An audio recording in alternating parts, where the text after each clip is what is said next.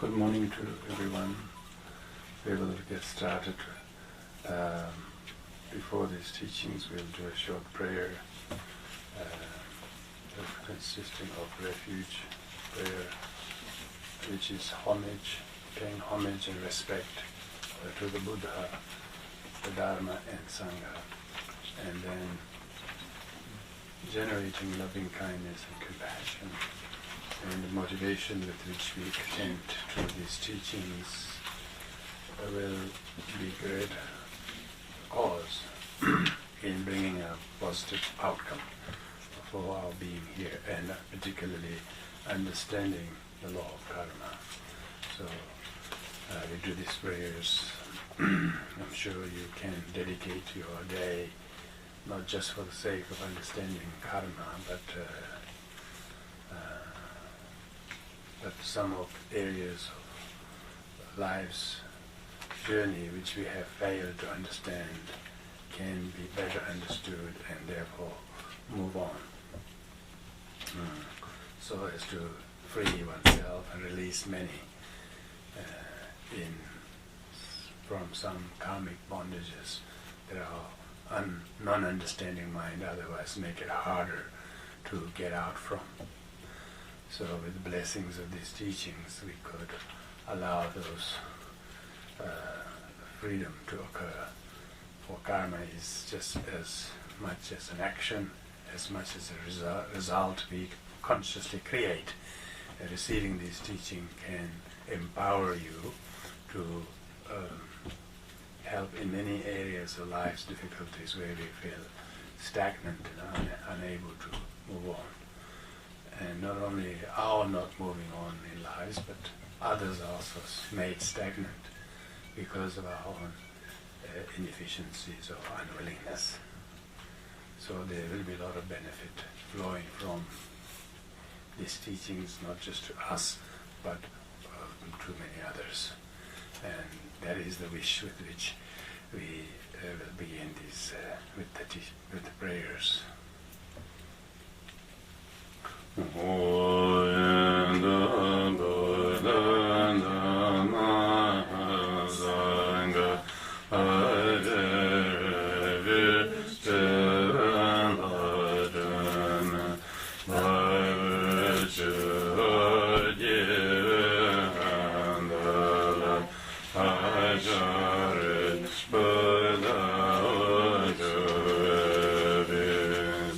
And the Buddha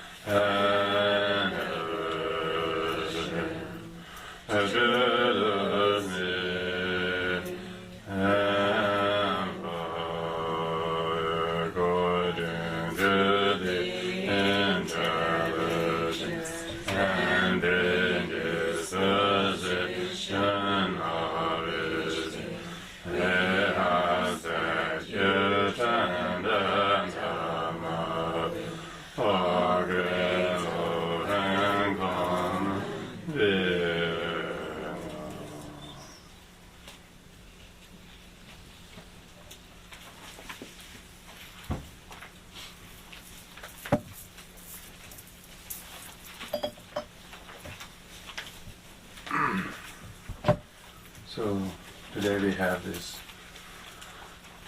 time and opportunity to try to understand the concept of karma and how it operates, by understanding of which it will empower us to know the actual science of karma, or in many regards what causes us to be happy and what causes us to have difficulties. And why do we find unhappiness and difficulties when we do not wish so much? Why is it that we are not able to overcome many of the difficulties, even if we try our best to remedy them or prevent them?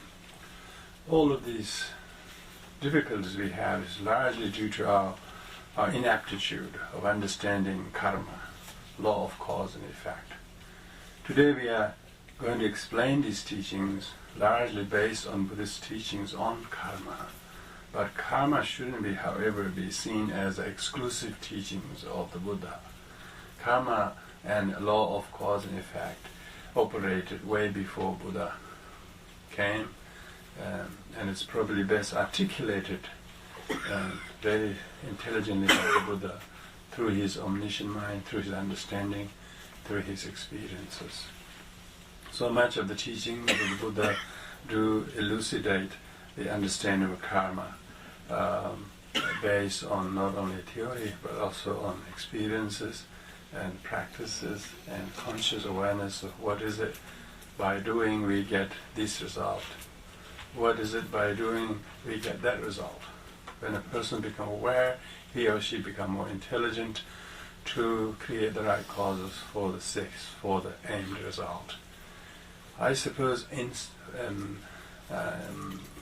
instinctively we all believe in karma, even without thinking of karma. From the very day one that we learn to study anything in any fields of study, we may choose to do this for like 7 years in order to get this result. And we know that it will require dedication, it will require consistency, it requires commitment and dedication, and then only people who put all the necessary causes and conditions to achieve a particular career or education, they usually become that. So we know for sure that only doing the right, creating the right causes, it helps to bring a result similar to the causes that we have created for. There's a lot of training and education devices that become very clear that everybody instinctively believe in the law of causality. But however, when it comes to the area of our happiness and our emotional well-being, people are not so sure what are the causes for emotional happiness, what are the causes of miseries and sadness people find too often. And so karma in relation to scientific and materialistic karmic understanding of the material world that we have with the aid of scientific knowledge is probably very comforting to know that even external world gives in to the law of causality. And much more in the spiritual world and the world of the mind, world of emotions, they also contribute. Every experience we have come from similar causes and not dissimilar causes. Only knowing what is the cause of happiness and what is cause of suffering, and if one were emotionally conscientious to know and select and create the correct causes for happiness, we should be successfully be able to be ever happier without much wealth or property. For happiness do not come from material things, because material things are non-cause for happiness. There could be secondary causes for happiness, but the direct and the root cause of happiness has to necessarily be mental. So, in trying to understand this, today we're going to look at the law of karma from the point of view of some fundamental Buddhist teachings. Buddha himself has spoken on the law of karma at numerous sutras, and later on there were many other disciples and scholars of Buddhism who codified the teachings together, selected and collected and put together in various collections. And there's one chapter in Abhidharma in which totally devotes to the law of karma, as well as many other very important texts. So today, with the help of these handouts you've got a copy of, we'll go through some of these very fundamentals of the science of karma. Karma is necessarily science because it talks about cause and effect. And we sometimes talk about religious faith or religious teachings of the truth. It's about faith in knowing the truth of law of causality. Even faith in the Buddha is not considered very important if people don't have faith and conviction in the law of causality. Because what's the point of having faith in the Buddha if we do not have faith in the teachings? So the teachings of the Buddha is mainly the law of karma. And law of karma is not an authority or an object or thing out there that you have to have faith in, but person should become intently aware of his own thoughts, his own intentions, and how these are small causes for future results. And be conscientiously knowing that he is always creating karma, whether sitting quietly on her own, or whether appearing to be doing a lot outside. The appearance outside what we do and intent what we do with that intention could be contradictory. So when the intent and action, for instance, are not matching, the outside performance of action, often it doesn't yield the result, doesn't quite yield the result. If it does, it only brings physical results, but doesn't bring the inner qualities. Hence, people are becoming very wealthy or powerful materially, but they're not happier inside, because they put a lot of physical effort outwardly, lacking the correct intention with which they're supposed to be performing those duties. So, therefore, there's a lot of contradiction in people's having the ability to perform a wholesome karma, both in intent and in action. So, but when people are not able to read the causes and conditions pertaining to particular effort and their sought result, they're not conscientious to know how to be meticulous in a causal level, in an intermediate level, and a fruition level. People are quite happy to have good fortune, long life, and health. When they experience them, they don't consider them as any result of particular meticulous actions of the past. They just take it for granted. When difficulties which befall upon their life, which are also a result of some not so meticulous karma, then they are up in arms and rebel and shocked and disbelieve and so forth. So people have this very poor reaction to difficult situations and kind of absent-mindedly taking it for granted for fortunate karmic circumstance. This very much shows that even when we do experience results of past causes, we're not aware what they are result of. When we are not aware what we are experiencing result of past, we will be that more unconscious what we are doing now. There are causes for future results.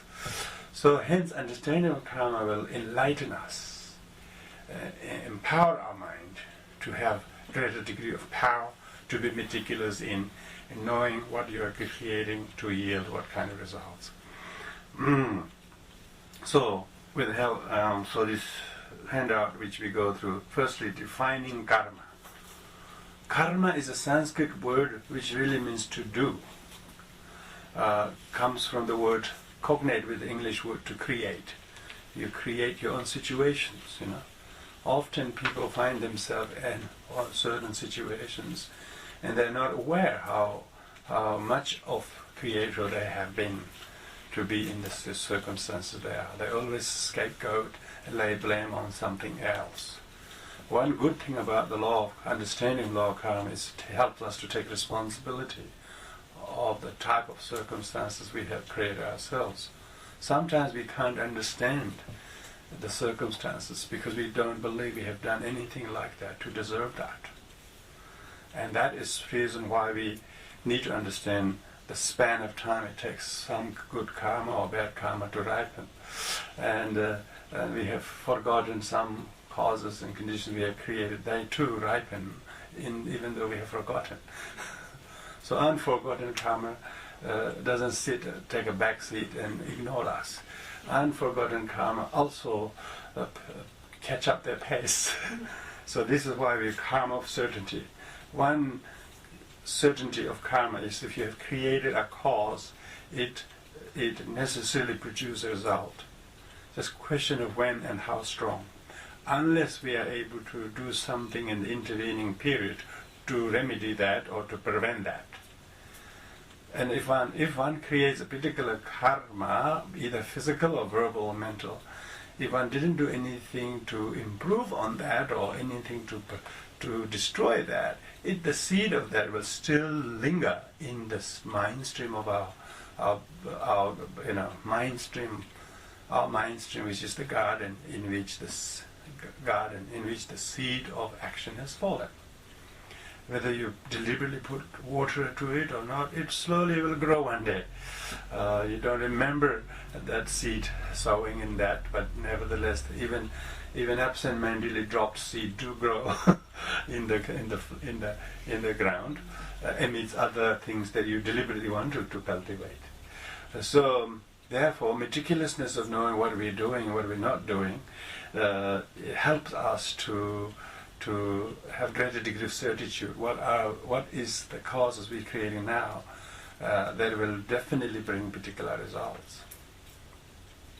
So certainty of karma is if you create a wholesome karma, which means an action of body, speech and mind, karma are usually three doors: physical door of body, door of speech and door of mind. Door of physical and verbal karmas are necessarily a sociological ramification. Karma. Physical and verbal karma has not only impact on the individual who execute the karma, but also to whom, for whom, in presence of whom we create those karma has ramification and effects. Whereas mental karma, which is a private affair, though it doesn't seem to produce a lot of effect to interpersonal situation, internally or individually, mental karma is just as effective or to the individual who has a mental karma. By having said that, both physical and verbal karma has both mental karma as well as physical karma and verbal karma. So if it's physical karma, it will have physical results. That's the certainty of karma. If we create something physical karma, there's maybe wholesome physical karma by maybe caring for an injured bird and looking after it, feeding it until it gets totally healed. If we did that physical karma, then we will experience physical karma. Likewise, if we did something harmful physically to injure or fish or something like that, then one will have physical karma, because karma, certainty of karma is whatever karma one has executed either through the doorway of body, speech and mind, the result will be certainly similar to the cause one has created. So that's the certainty of karma. What is the karma of uncertainty? Meaning the karma of uncertainty meaning, it does not mean that, however, if you have created a karma, there's no great certainty that it will always produce a similar result, because some karma lacks the necessary components that is strong enough to produce the same result. And such as when you create a karma, later on we will elaborate, you need object, intention, application and completion. Any action that is consummated usually requires an object or to which or to whom you are creating the karma, doing the thing to. And then intention with which you're doing that. And then the action, there is the application of the intention, whether the application matches the intention or the application is contradictory to the intention, even it is to the correct object. Because of these combinations may not necessarily always be of the same force or degree, therefore the result of karma is therefore uncertain, because you could change some things more easily, because some are much weaker karma than others. Others are much stronger because it happens to have object, intention, motive, intention and application and completion. All of these four things became powerful, for instance. Then the karma has a greater degree of ripening very quickly. You can't say, oh, this karma will ripen in one lifetime, this sort of karma will ripen in 2 lifetimes. Karma definitely takes it within 1 lifetime or 2 or 1 lifetimes or more. So that's why karma of uncertainty means there will be a lot of us, I would say, have experienced karma of uncertainty. We have been so nice to some things or someone, but what we get, the result is quite the opposite. So that is not that what you have created karma has become doesn't mean that what you have done has gone astray, but that what you're receiving from people is a result of some other karma, that we are not aware of. But what we have done and what we seek from them is not going to be certainly come in that time when you like it. You can't get it back when you like it as a result. Some are not ripened, others are, there are way too many other karmas ahead of the queue of your karma, so they have to ripen first, so to speak. So therefore, karma of uncertainty. If there was no karma of uncertainty, meaning even karma is impermanent, Even karma is impermanent. Karma of uncertainty, even your karma is impermanent. So don't think I'm like this, and then think that's the sort of, you can't change anything about it. And that's a fatalistic view. People think that karma is fate or some kind of predetermined things. There are a number of factors that are determined, but a number of factors can lighten the weight of the problem by creating necessary remedies. Therefore, it will not always necessarily ripen one particular thing. It might be milder than the thing you did too. It might be stronger than the one you did too, and so forth. So therefore, there's a little bit of uncertainty.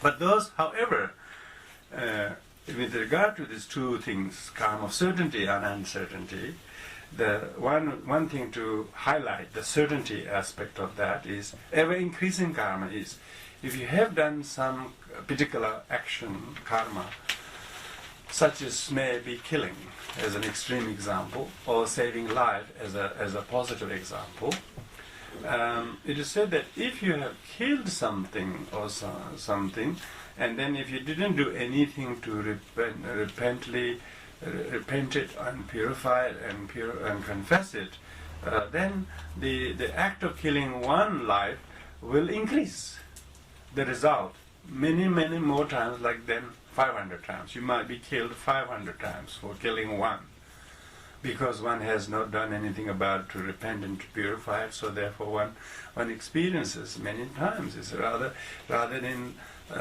life. When a person who has murdered somebody didn't take even 20 minutes, but he ended up spending the rest of his whole life behind bars. So that almost like he killed every day himself. He killed somebody on the day, but since then until he died, his life is not life anymore, because it's the heaviness of the karma. Usually, sometimes even when people they have to pay so many times more than what it was cost, because of the heaviness of the crime or negative karma it is. So that's the ever-increasing karma. Same goes with this positive karma of saving. Like the little child who was in the previous life, King Ashoka. In the previous life of King Ashoka was a little child. He gave a handful of sand to the Shakyamuni Buddha. And because he offered the sand with great faith and devotion, knowing this is eminent being, and he offered with great faith and devotion, even act of offering a handful of sand to the Buddha increased the karma, because the Buddha dedicated at the time that may you be born as a universal monarch who will build as many stupas as there are grains you have offered the sand to me. You see, so you can do small things like that, but the enormous benefit result could be they have the ability to build so many stupas and propagate the Dharma in a great degree. So that shows ever increasing karma.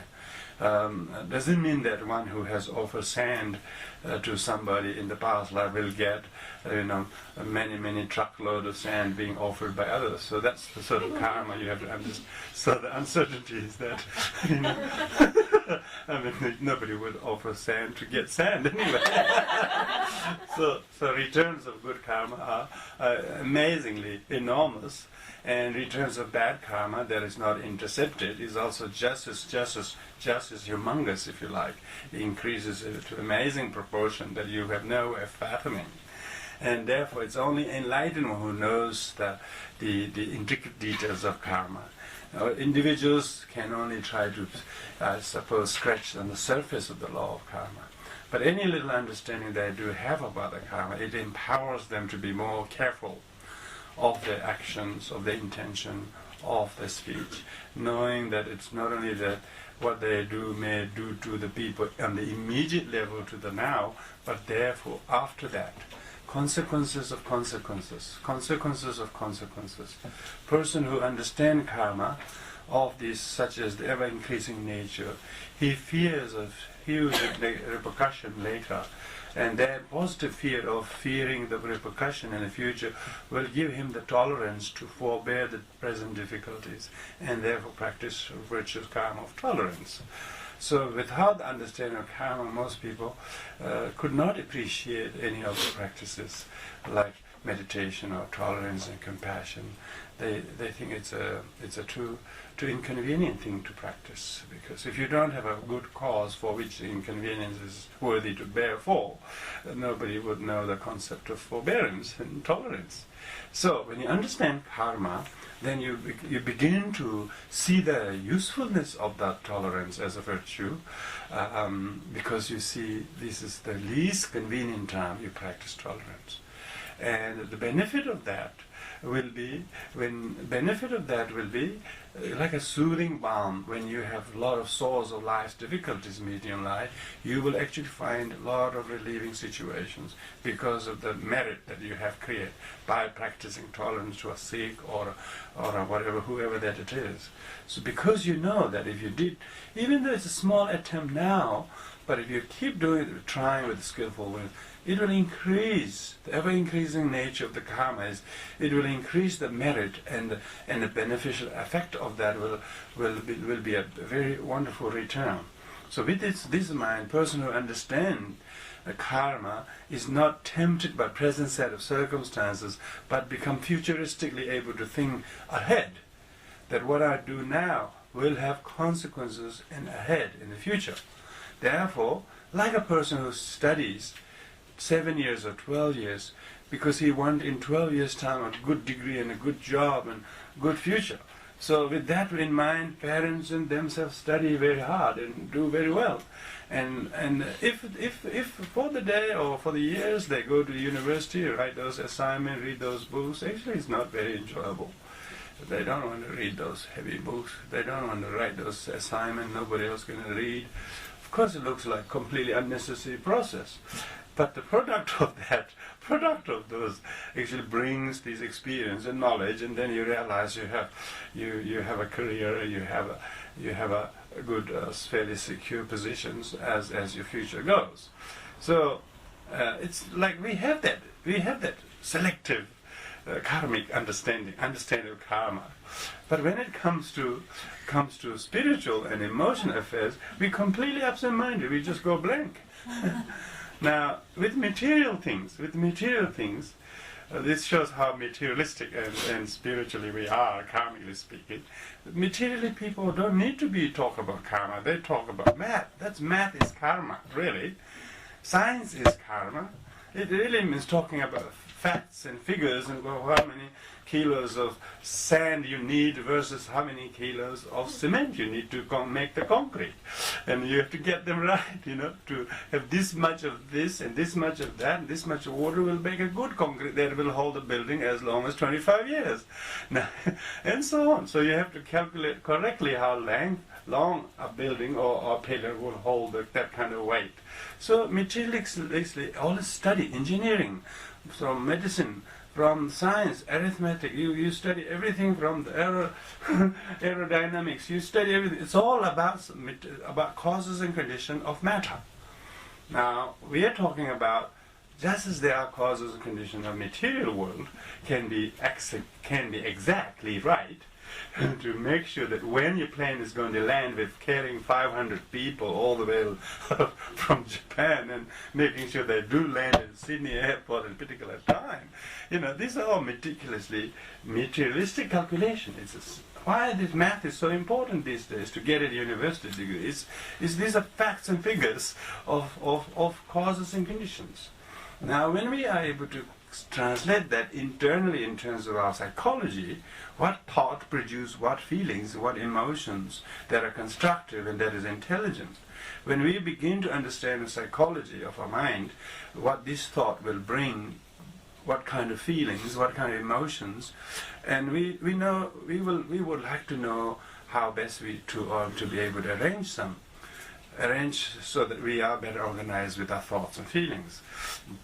One who is introspectively aware of his own thoughts and feelings and emotions as future seeds for future suffering, he will know how to restrain from these seeds. He said, I'm not going to plant these on my mental garden. How come this in the first place ended up in my hand? I wanted to plant this kind of seeds. I want this kind of seeds of thoughts and feelings that will grow in my mind, that brings joy and gratitude and kindness and tolerance and devotion. So, you can see that what kind of thought will cultivate those kind of qualities.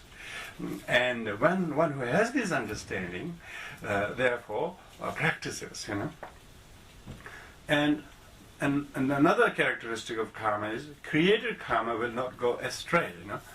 If you have done anything that is good, even though it is not coming from the places and people and circumstances where you expect it to come from, that doesn't mean that your karma has gone astray and forgotten in the piles of in a file, piles of file that they have completely misplaced your positive karma. You just can't wait long enough to have a good return. They think it's called forgotten and lost. It never will. It will come. Very nice surprises at times in your life. They will come. Doesn't have to be computerized. Doesn't have to be recorded in the registration of birth, deaths. Birth, death, marriage is recorded, but no one's karma is recorded. But karma doesn't need recording. It's just automatic. It's imprinted on the mind. It's rather like the mind itself is getting imprinted. That's why they say the results of karma neither ripens upon soil or mountains or rock, but upon the aggregate of the person to which he has a grasping to. So karma ripens in the body in which the consciousness takes form of.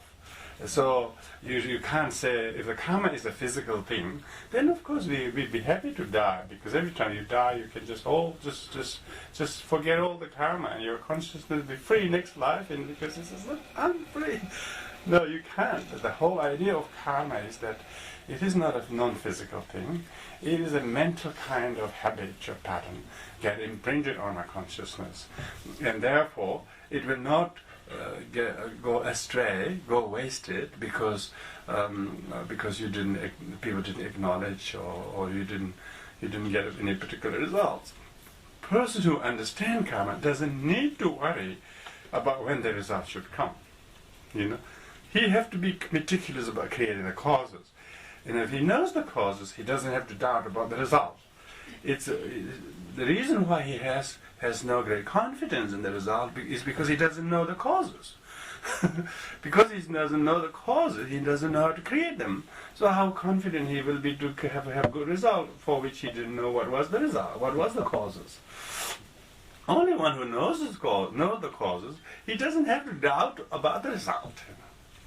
See, this is the created karma will not go astray.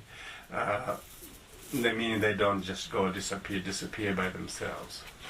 Now, that is the just general definitive understanding of karma. Next is nature of the karma itself is what we call here the intentional karma. This intention has three: intentional, causal intention during the time of the execution of the action, intention at the conclusion. Now, if we have a matching intention that we had, say, with a very altruistic motivation, with you, your causal intention is altruism, you're really kind and loving and caring and generous to someone, your intent is to help somebody, say you want to go visit your mother or someone, to make her happy and make her feel be appreciated, and do some things that she doesn't have to go out and do herself, that you can do for her, and you really love her, and therefore your intention of going to visit her is to do these things. And so that's the causal intention. Then the intention and action is actually when you knock the door and you get inside the door and you spend 3 hours or whatever. How long does that intention last? Is the intention during the time that you are spending time with your mom, is it matching the intention that you left when you left home or not? So often most people don't have a good retentive power to sustain that good intention with which they left home. often they find themselves arguing with the little mother and making her feel terrible. And she came to help, but it looks like she's attacking her, criticizing her, putting her down, and whatever she brought, the flowers, everything, completely no use, really. Wish I didn't visit at all, so people can have completely they're unaware that their mindlessness, their uncarefulness of at the time of action, intention on action. Intention action is sustained. Sustainability of intention action is only empowerable by mindfulness. A person who has mindfulness, he knows the right intention is very important. But right intention is not only important when you cultivate it, but actually even more important when you execute it. So lots of people are the span of time to generate and sustain intentions not that good because they don't understand karma. They thought their intention was good enough and that should be fine. For them to criticize, put her down, all things is okay because your intention was all made out of gold and the rest of the action could be brass and aluminium, doesn't matter. So people don't realize the intention is not matched by the action. But person who is able to carry the intention from the causal level to the intention during the action meaning application, when you're sort of washing her or when you're taking her for a walk or doing something for her, just as kindly as you actually intended to do it for and come. And then intention in conclusion is a very happy one. Conceptual evaluation of karma is you really felt good that you went to visit your mother. You felt good whatever you did, and even when you're parting, it really was fairly good, and both you, who's doer of the help, and the mother who received, both felt very, very loved, very, very touched, and that would be the kind of what you call nature karma that that when it is well-rounded. Not only at the beginning, but in the middle, but also at the conclusion. And also, at the conclusion is very important. Even if you did very well throughout the whole time you're visiting and doing things for her, at the end, one mustn't think, oh, I'm a good girl, I visited my mother, she better be appreciative of this visit. That kind of intention will, of course, destroy it. You should feel honored and pleasure that I'll be able to do this for my mother, and dedicate for her, and rejoice that you have such a wonderful mother to whom you could repay her kindness, and so forth. If one did it rejoicingly and concluded, then, of course, would be complete. It would be like comprehensive, wholesome karma, the nature of karma. So it's therefore. Not always is any virtuous karma completed like that, due to people's lack of understanding of karma. It's not just an intent, but intent is very important, not only at the beginning level, but also during the time of the action, as well as the conclusion.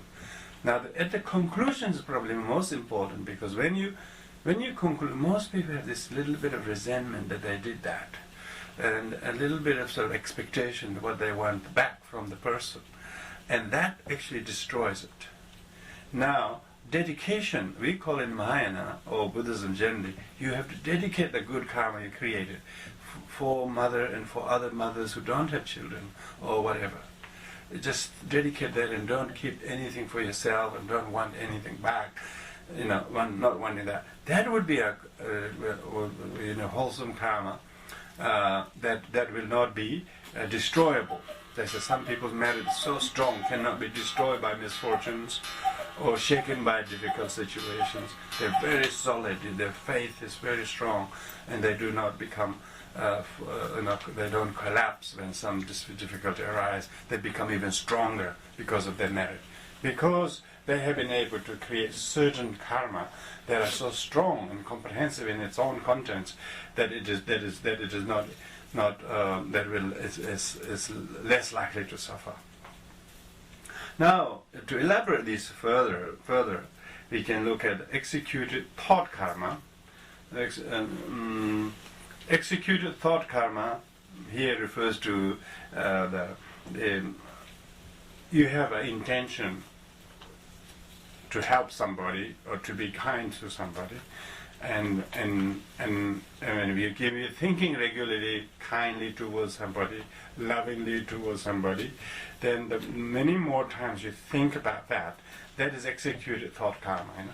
It's not just an intention, but it is also a thought. It's an active thinking that your mind is doing. What is on your mind? Are you thinking kindly of somebody? Yes, that's not just an intention, an active mind that what the content in the mind is kindness, is gratitude. Like executed thought karma of ill will. A person is developing ill will to someone. Ill will is never just once. It's just executed again and again and again and again. And the person carries an ill will or kind of brooding anger towards somebody month after month, week after week. And so that's a executed thought karma. A person has developed a strong hate and aversion and kind of resentment towards a thing or a person. And because he has executed one too many times, then it's not just the intention. It is the intention on action. It is intention action and intention on completion. Because each time you have intention action, it's already complete. So we actually create more executed thought karma than more executed physical karma and verbal karma, thankfully. But harm receiver of the executed thought karma is mostly us, because others don't even see what we're doing, but yet we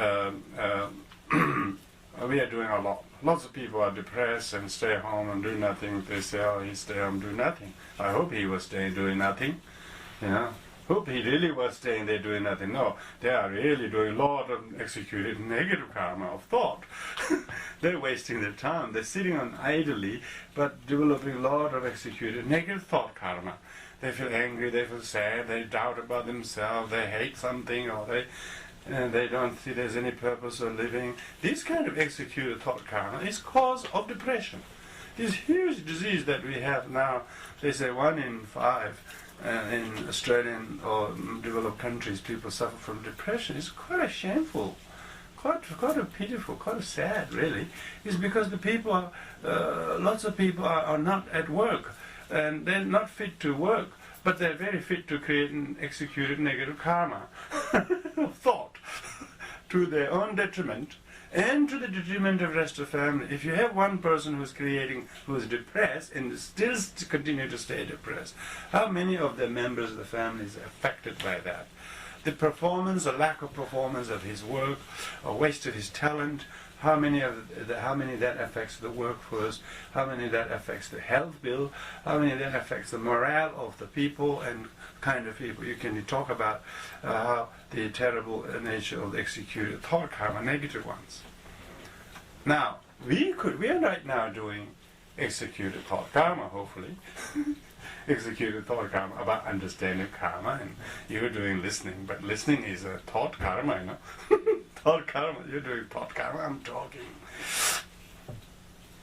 So executed thought karma, you're thinking intelligently, analyzing in your own mind, and whatever crystallizes in your mind gives a little light in, little convictions there. And these are teachings, these are understanding of Dharma, which is very powerful. That's why we say in the teachings, we request the teachings, as we treasure it so much, therefore we come to listen to the teaching, because it's a wholesome karma to listen to the teaching.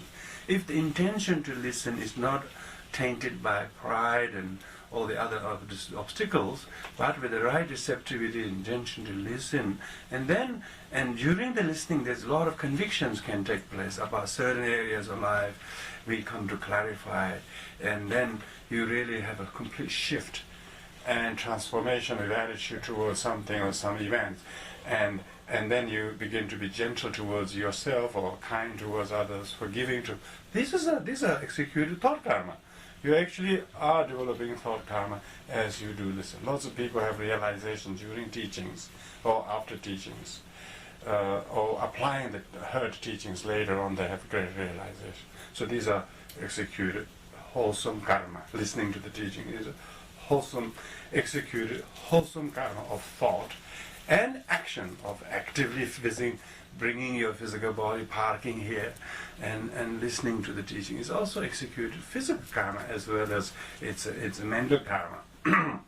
Now, what people tend to do is execute a thought karma. Otherwise, if they are a little sad or hurt about something, they think one too many times, and then they think about it again and again. They may create a story in their head, and they become completely dedicated, loyal believer of this story, and they play back all the time. They become the director, they become the script writer, they become the reader, they become the everything, and they create karma, executed thought karma.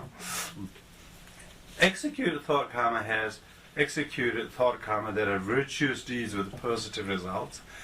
Some karma, karma itself is positive, but the result doesn't necessarily have to be result outflowing from that may not necessarily positive result. So positive deeds with positive results. Positive deeds with positive results usually comes from a very holistic, wholesome karma.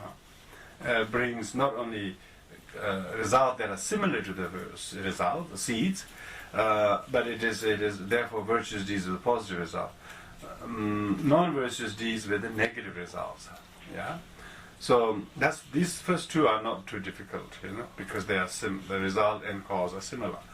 Now you have virtuous deeds with negative results. Some places you go and do something, what we're doing is virtuous, but it seems to have some kind of straight after this is negative something,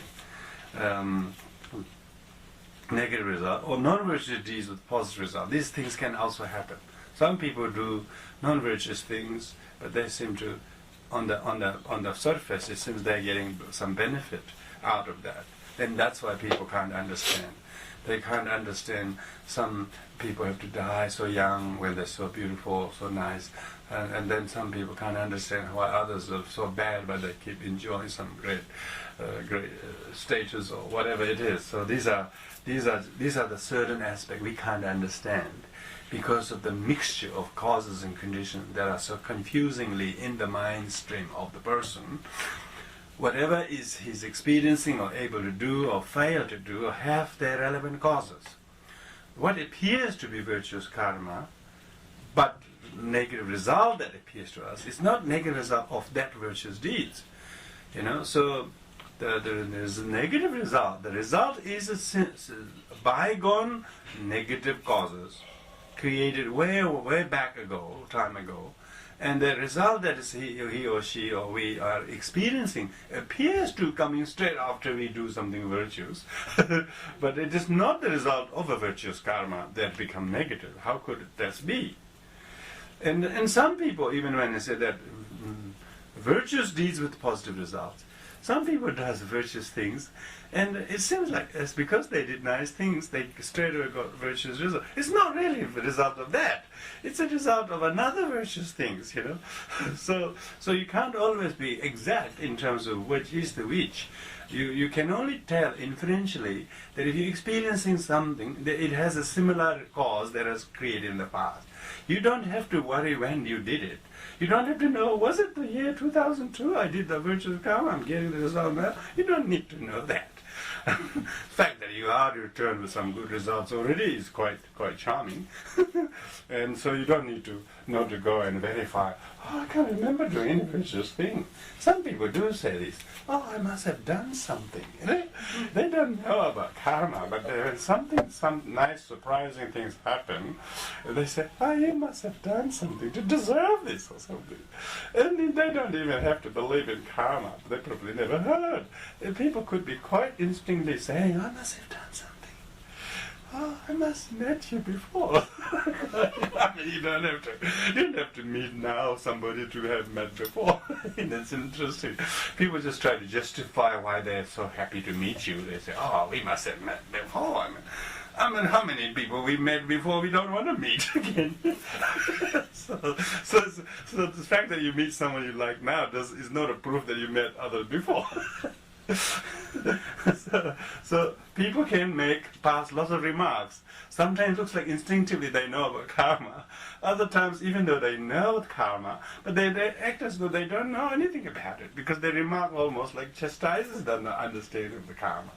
They say, why do I deserve this? Some people say that, parents might do all sorts of things and they get a lot of difficulties, heartache with it, and they really feel that, do I deserve this? Of course, it's not these children that is doing this to us. They seem to be only the venters. They seem to be venting it out. But actually, thing that is vented are not them. It's our karma. From wherever passed from, it is coming through them. It is not the intention of the children or on somebody to put this on us. They are not even aware they are doing that. That is our experience. It's a completely our mandala. It's our reality. It's not even understood by us. How could the children know that? They don't understand their own reality. So, hence, understanding karma will empower us, not try to make mismatchings. Say, oh, I did this. This is what I get. Oh, and so therefore, it looks like virtuous deeds sometimes produce negative result. Non-virtuous deeds with a positive result. That looks like, in our apparent conventional perception, people can't help but notice these things, Notice these things. But one who understands these knows the complexity of the karma, and the nature of karma is very complex. Therefore, not everybody will be meticulous in being exact in explaining what is what the cause of. But one who understands the law of karma, he doesn't need to verify or remember exact place and time what he did to deserve this. Even though if there was someone like Buddha, you can ask the question, he says, yes, you did this at such and such time, therefore you have got this. Of course, you can't still understand you except because the Buddha said it, Lots of the disciples of Buddha asked him many, many questions, and as soon as Buddha said something, it looked like didn't clarify much, but they all accepted because of the authority of the Buddha. Like someone who had, the monk who had a beautiful voice chanting, and as soon as he starts chanting, everybody who hears it just stops. Beautiful chanting melody. He had such a beautiful melody, people were so inspired just to hear the soothing voice of it. But then when they actually went and looked to pay homage to the monk who was chanting, he had a deformity in his body, and he was very repulsive looking. To look at him was really, really ugly. So the voice was so beautiful, but but his form was not nice to look at it. So when the form becomes not audible, when audible qualities are not the quality of a form, there are two karmas. One, beauty. The beauty is not something. The repulsive-looking feature of the body has a karma that he created in the past, and the beautiful voice that he had also a karma that he's created in the past. But nobody could understand why he has to have these two kind of contradictory qualities or demerits. And then the Buddha, when they asked for the Buddha, what was the karma of this monk to be born with such a feature and yet with such a blessed voice, Buddha said in his previous life he was a merchant, and who as a merchant he was passing by through cities and towns, and there was a project where somebody was building a big temple. And he was passing by with his mules and donkeys carrying his commodities up. Every time he passed by, he thought the building was right on the road. He made some negative remarks to the temple. He said, "Oh, this is such an ugly building," or something like that. It never finishing, still going on. And he says, "Why is it He made a few negative remarks. And then when the temple got eventually completed, he rejoiced that they actually did it. Then he offered a bell, offered a bell to chime, hang on the side. So Buddha said that the karma of those two things, one disparaging the design or building, it gave him this deformity in his body, and the offering this bell gave him the beautiful voice. So you can see, even when the Buddha said that, of course we can nod it, but we still can't really quite. Only the voice and bell is a little Otherwise, you still can't. I mean, if it really is if the karma should be, cause should be exactly the result should be exactly the result, he should get many hundreds of bells being given to him. But that's not happening. He was instead making sounds that are more melodious than the bell was. Now, and so, even with that explanation, majority of people nodded and agreed to it because Buddha said so, and they couldn't interpret more intelligently that anyway, so they could stay contented with that. And how many of the karmic situation, if somebody explains to us, and we have the ability to honor that explanation, has helped us to develop greater degree of conviction. Another two aspects of the karma is a virtuous throwing karma fulfilled by virtuous completing karma, and also non-virtuous throwing karma fulfilled by non-virtuous completing karma, as well as the other way around is virtuous throwing karma completed by non-virtuous completing karma, and non-virtuous throwing karma fulfilled by virtuous completing karma. You can have all kinds of combinations. Like this is we're talking intention at the beginning and intention at the end. Now, intention at the beginning is a virtuous throwing karma. Throwing is projecting. That's the kind of, and fulfilled by whatever completing karma is the intention at the completing. When you finish it, what was the intention? If the intention at the time when you finish it contradicts with the intention at the beginning, so the throwing, which is projecting or starting, is contradicted by the completing karma. So there's a lot of things. Some people start with many things beautifully, goes very well with both parties and goes for some time. Afterwards it just breaks apart in a complete disarray, and they will never look back again, and they never talk again, and things like that. These are examples of virtuous throwing karma, and then uncomplimented by virtuous completing karma, but fulfilled by negative karma, completing negative karma. And so most people do not like to have any contradiction between starting karma and completing karma.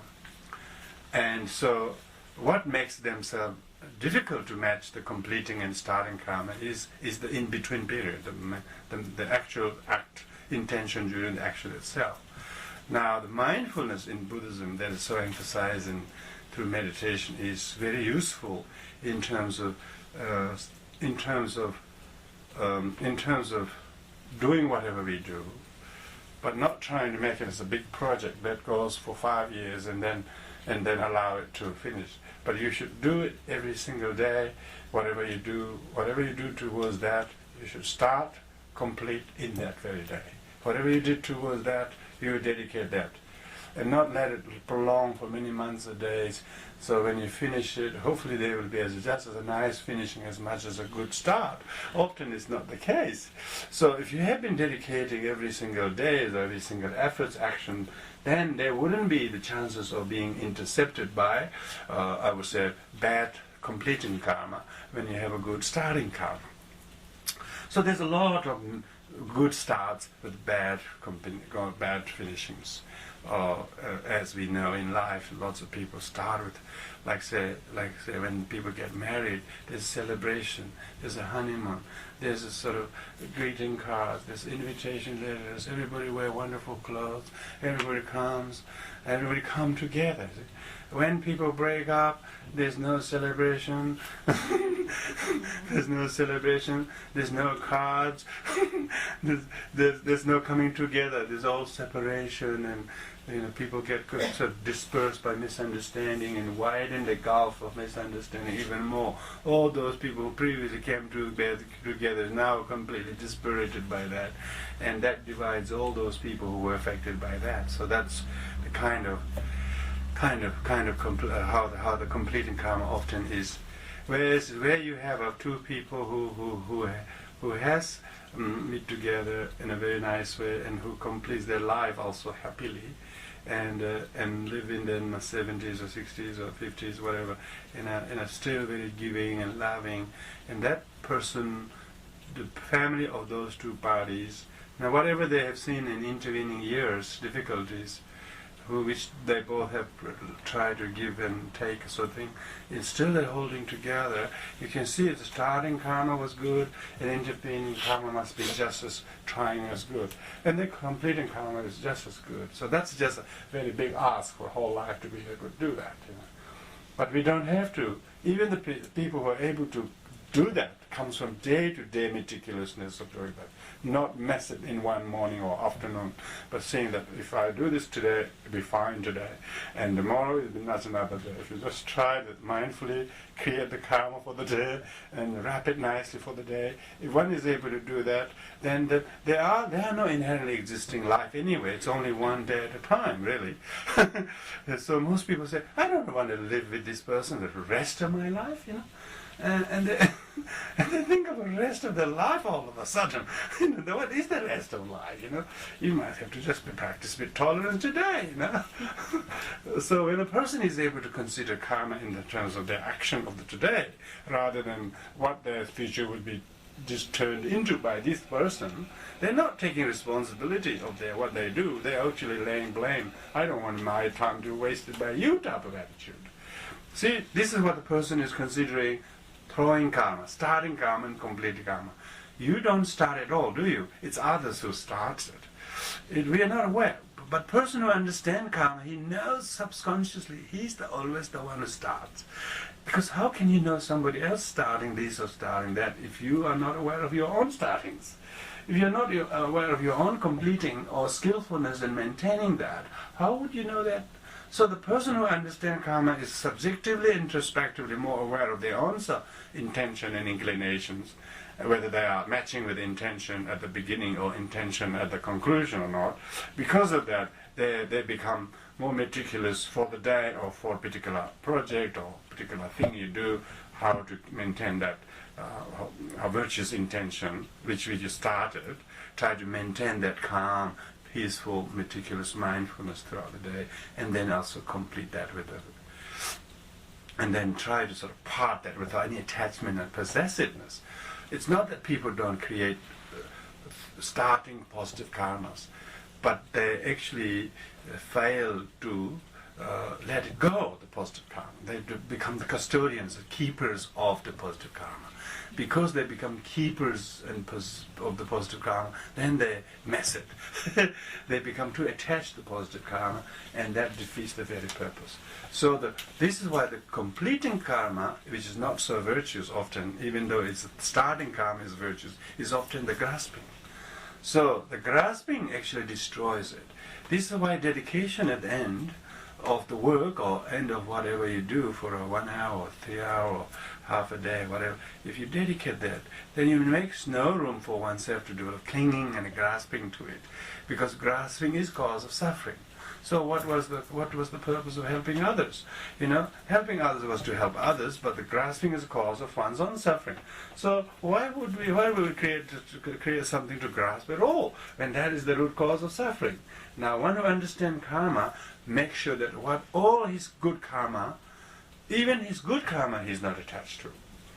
Even bad karma, he has no aversion to. He has no aversion, because aversion to bad karma is a craving, is also an clinging. Is a clinging. So both are forms of clinging. Now, one who knows, even though there was bad karma, you accidentally walked over a bird and you killed or something like that. It's like a non-virtuous karma to walk over a bird and get squashed. But then, if you look at it, instead of feeling guilty and bad, you at least do something. Maybe I have a special karmic connection with this bird. At least it's making me aware that how precious everyone's life is, that I really didn't take great notice of. This is enabling me to know that bird life is alive too, And all of a sudden, even though it was such an accidental, non-virtuous karma, but your intent by which you begin to understand and develop a relationship with the bird and do some prayers or do something virtuous on behalf of that kind of action that concluded, then it becomes a good completing karma, isn't it? So some throwing karma is bad, we didn't even plan one. But completing karma was quite a good one. You never knew it will make you to be finding doing that. So that's why it is never too late to reconcile with difficulties of the past, difficult karmas, because it's only in hindsight we learn more from difficulties than from comforts. From comforts we don't learn much, even hindsight. I don't know what we learn during that. In hindsight we learn from difficulties, we learn more from difficulties.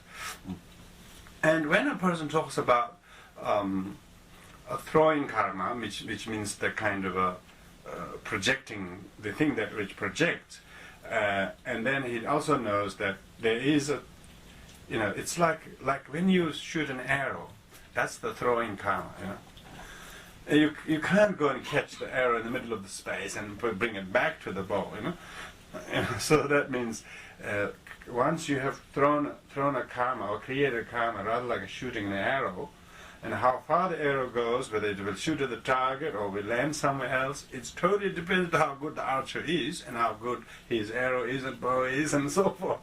It depends many causes and conditions.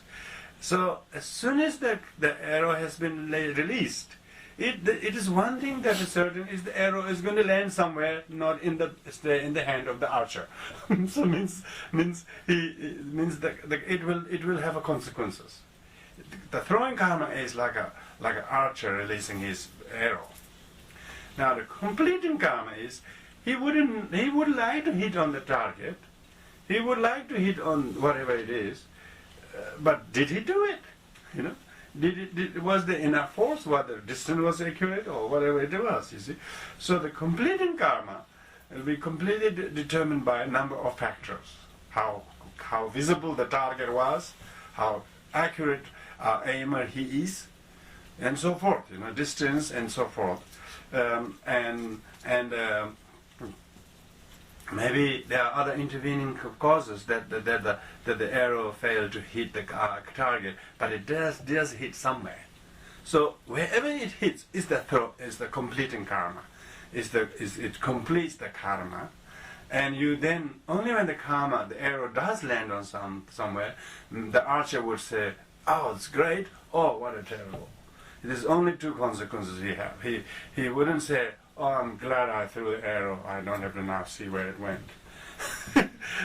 Usually most archers like to see where the arrow landed. And he's got only two things. He actually wishes it went to the target, which he would be happy for. Therefore, that would be the completing karma, only if he knew he had a good target. But if he lands somewhere else, he would be disappointed, you see. So that's the whole thing about the completing karma is every karma does have an effect that wraps up the action that one has created. It's like a person who has sown the seed. It's just a question of how long it will take time to grow, but it will definitely harvest. It's just a question of whether it's a healthy harvest or not, or so a weak harvest. But it definitely have a completing karma. This means when a person who knows there is anything that he creates karma, it always will have a complete fruition of that. Therefore, he begins to become aware what is pure karma and what is impure karma. The pure karma means karma that is untainted by afflictions, action of body, speech, and mind that are not performed under the defilements such as greed, hatred, and ignorance. Now, how meticulous can we become to have a mind that is free of these three afflictions? And any act that is consummated without these three gross afflictions are necessarily pure or wholesome karma. And it will be usually harmless, it will be helpful and beneficial, and a very long-term benefit to pure karma. Impure karma is often performed under the influence of the afflictions, and a person usually who doesn't know impure karma as impure karma is not only afflicted by the relevant affliction, but also by his habit of the past. So addiction of the habit of the past on top of that affliction would make him unaware what is pure, what is impure, what is skillful, what is unskillful. Therefore he says something that is actually completely unskillful, but he thinks that's the most justifiable thing to say. and that's true. His neurosis, he agrees with that. But only minutes after he realized what has he done, he really wish he didn't say that, but he didn't know it was impure when it was impure. And he only absent-minded or belatedly realized, oh, I shouldn't have said that. And then the person was not only defiled by his affliction at the time of execution of the deeds, but subsequently he started to experience the harm of it makes himself impure, feel bad, demoralized, feel unhappy. One associate oneself with that action, even though one is quite different from the action, but that one action one made a mistake of, one constantly will associate oneself with that, and one is not willing to pardon even to oneself. So one becomes almost like one's own kind of a police, that you really sort of, you're cautioning yourself. You dare do that again. Why did you do that last time? And almost this internal nagger, this internal sabotager will be found when a person who has allowed one negative karma to take over himself. And then the consequences of negative impure karma is suffering after suffering. Ever since he shot that arrow and hit onto the swan instead of the target, he ran into trouble. He had a fight with the brother, and so on. There's an example, you know. And the problem never stopped. You know, the thing got bad to worse ever since that. You know, sometimes isn't it? It's only one small thing.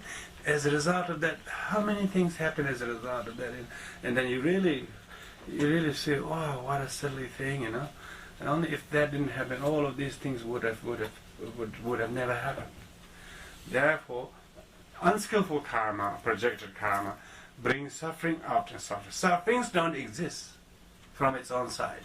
Sufferings are only created by unskillful karma, unskillful action. And so, because sufferings are created by only unskillful action, it's never experienced by none other than the person who is creator of it. So that's why a person who understands karma do not lay blame on other people. It learns to take responsibility straight away. Because good thing about that, when you start to take responsibility, it helps others who may be otherwise affected by our not taking responsibility of it.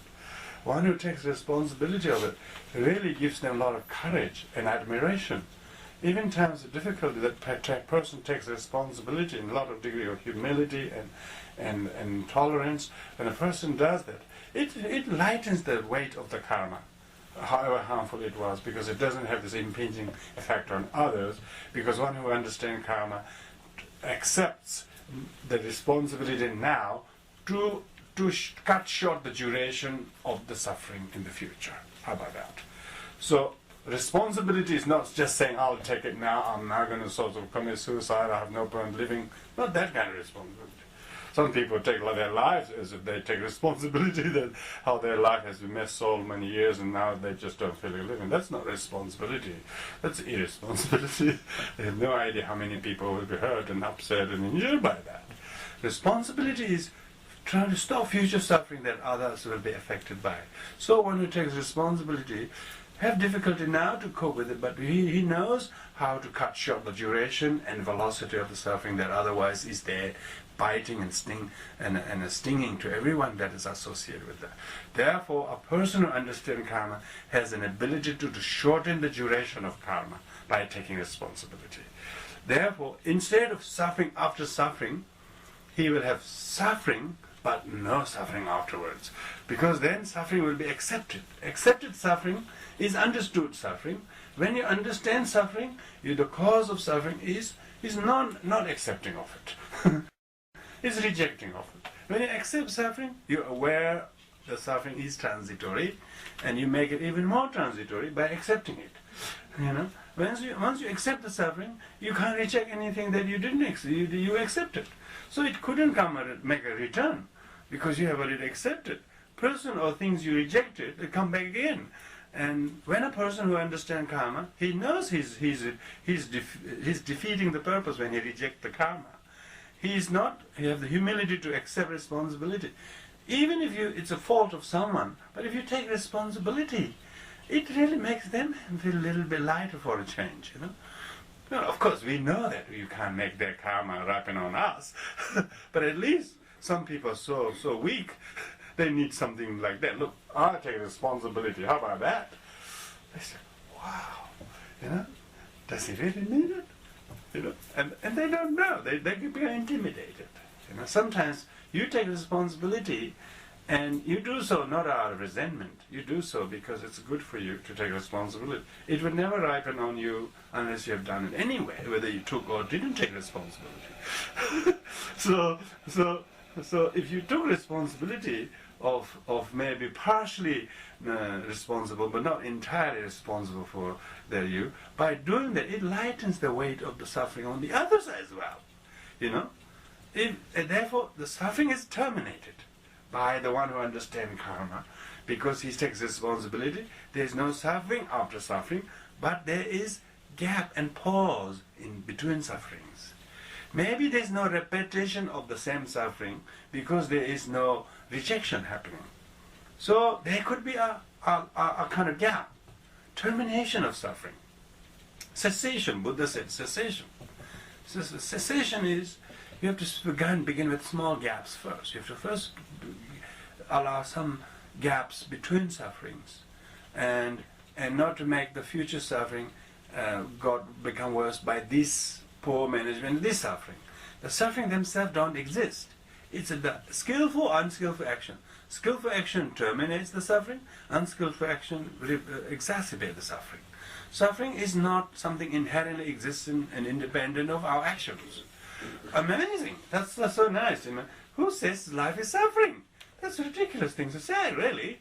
If you understand karma, to say life is suffering is a ridiculous statement.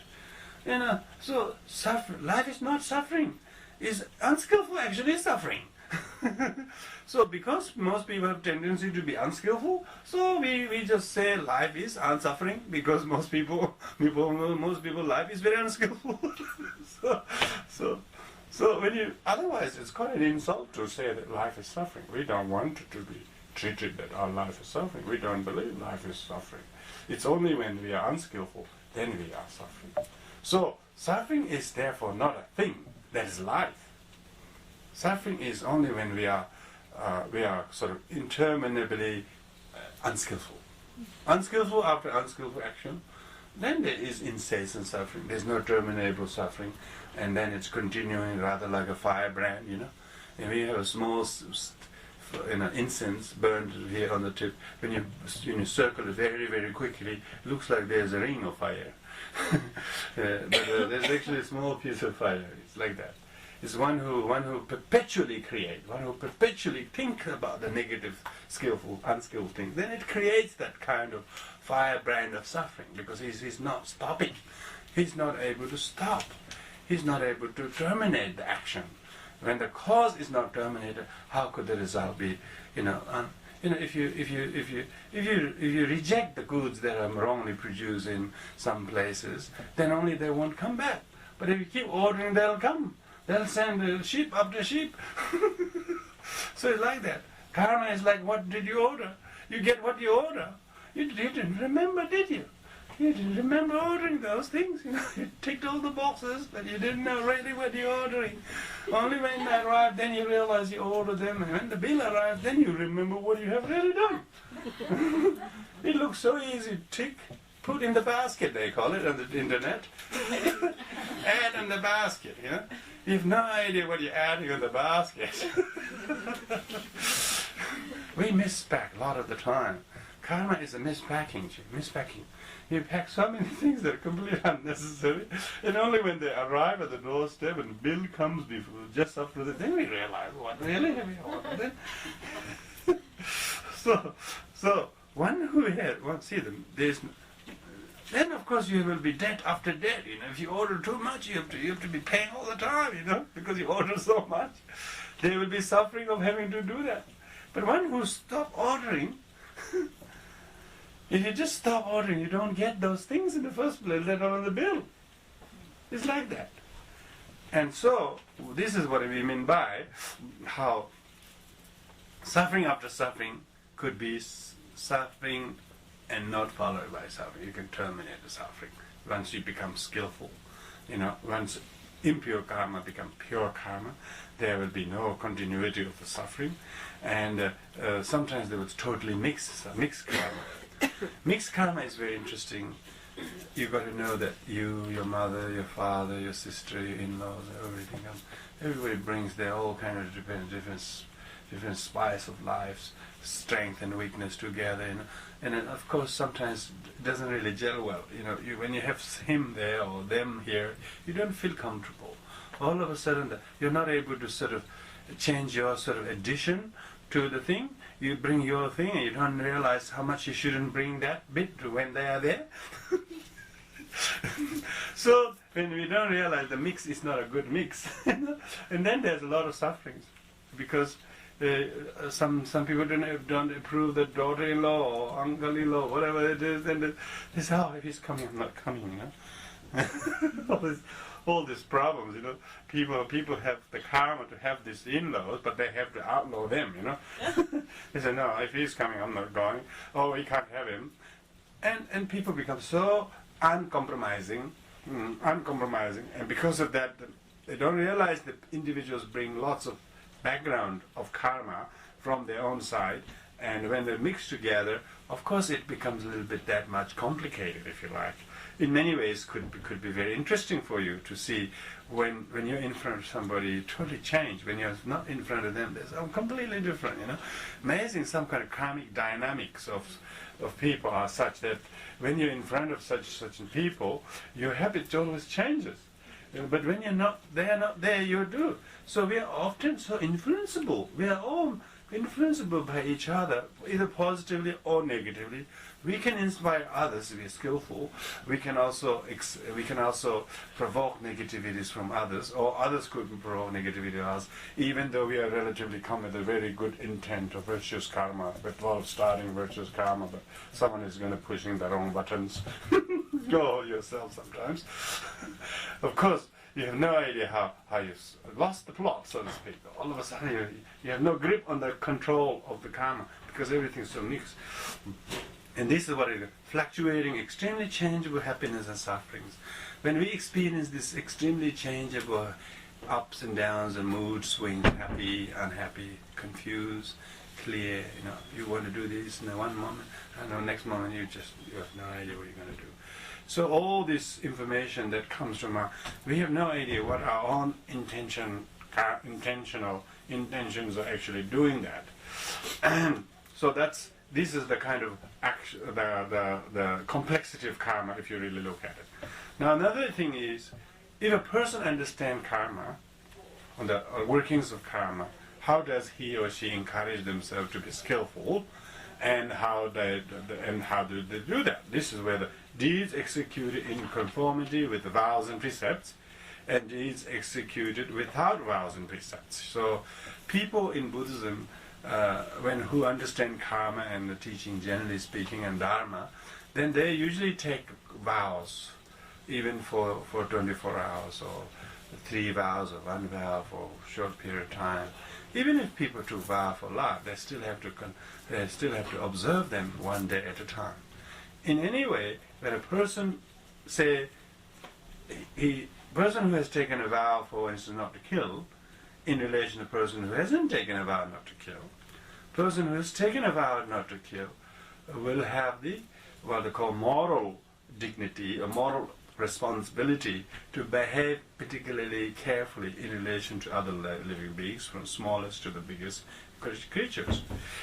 So therefore, deeds executed in conformity with the vows and precepts is one who has taken the vow is always mindful what is improper. He knows what is improper. And not because he has taken not to do that, but he knows he doesn't want his life to be jeopardized or harmed by other living beings. And because of that awareness is the actual cause of conforming to the precepts. The precepts themselves are nothing, except it's a device to make us become more aware of skillfulness and unskillfulness, to restrain from unskillful actions and to encourage skillful actions. So, if karma was not changeable, not impermanent, we wouldn't be required to do anything. We just sit there, all the karma ripens. And we don't probably have to even sit. We don't even have to be born. Everything should happen by itself, but because karma is not some independent entity from the aggregate grasped by ourselves, but it only ripens by or to a being who has aggregate and who has a physical body, and then the karma ripens. And therefore, a person who has particular precepts, saying, I'm going to visit my mother, but I'm not going to criticize, I'm not going to argue with her, I'm going to be kind and gentle. Maybe he said he takes that vow to himself, then he goes to visit. As opposed to one who takes vows not to kill or whatever it is in conformity to Buddhist precepts, or any vows for that matter. When a person has taken a vow or precepts or made a promise to themselves, it seems to give them greater degree of conscientiousness to restrain from unskillful karma. And that's why precepts and vows are very important for the individual to become skillful of themselves. And how? Because person is aware, what is he doing in front of this person? What he's doing somewhere maybe not doesn't matter, but what he's doing in front of somebody, it means a lot. So he's mindful, the mindfulness whether it's appropriate here, or whether it's appropriate now, or whether it's appropriate in front of this person or do this to this person. When a person knows he's doing that, he's doing in conformity with social norms and spiritual precepts or whatever he has reason to help himself to restrain from certain conducts and encourage to certain positive conducts. That person will have greater degree of controlling and being responsible, not just when something goes wrong, he says, I'm responsible, I'm going to pay for it. But even before that to happen, he is responsible enough to prevent them from even happening. Yeah? One who is able to prevent even the occurrence of negative karma is usually done so by mindfulness of precepts. Mindfulness of precepts is simply a skillful device to increase the person's effectiveness of doing whatever he set out to do. It is not an imposition by the Buddha. It is not imposition by the Buddhist church or Christian church. It shouldn't be seen that way. If it is appearing to be like that, it definitely is a wrong approach, either by the imposer or those who think they are taking it to be so. So the moral discipline has to be voluntary discipline. It has to come from happiness, joy and gratitude with which one adheres to those precepts. Then the person's wholesome karma is slowly molded and shaped by his mindfulness and by his precepts that he has taken, or by his promises. I'm never going to retaliate with my mother, or whatever it is. It's very nice to make few rules like that are your own rules, and you honor them, because this doesn't come from one book, this came from a non-book. This came from a conscientious person's thinking, and he said he will do this, he won't do this in front of his mother or to her or whatever. When he knows what are the thou shalt nots through his own kind of reckoning, and what are the thou shalls that he knows he shall do, and that's amazing, kind of comes with a great sort of throwing karma. This is what throwing karma we are talking about. That you intently vow to do this, to help somebody, or to repay their kindness, or to be gentle to them, and therefore because you have intent to do that and not this way to them, therefore you try to sustain that. That sustained mindfulness is called deeds executed in conformity with the vows and precepts. They usually are very considerate, not violent, not aggressive, and it is not tainted by any of the three afflictions. If at all guided by the lack of greed, lack of hatred, lack of ignorance, is guided by this exact absence of three poisons. So, absence of three poisons is wholesome karma necessarily. So therefore you are able to do good, create good karma to other beings. Now these executed without vows and precepts is, say there are two brothers, one has taken great liberty to follow precepts, and he both of them visit their parents. Others have not. The other hasn't taken any vows, but they both visit. They both behave as nicely as each other expect of each other. But one did so with the vow and precept, other did so without vow and precepts. One who does with the vow and precepts merit is higher than those who did so without any vows and precepts. Why?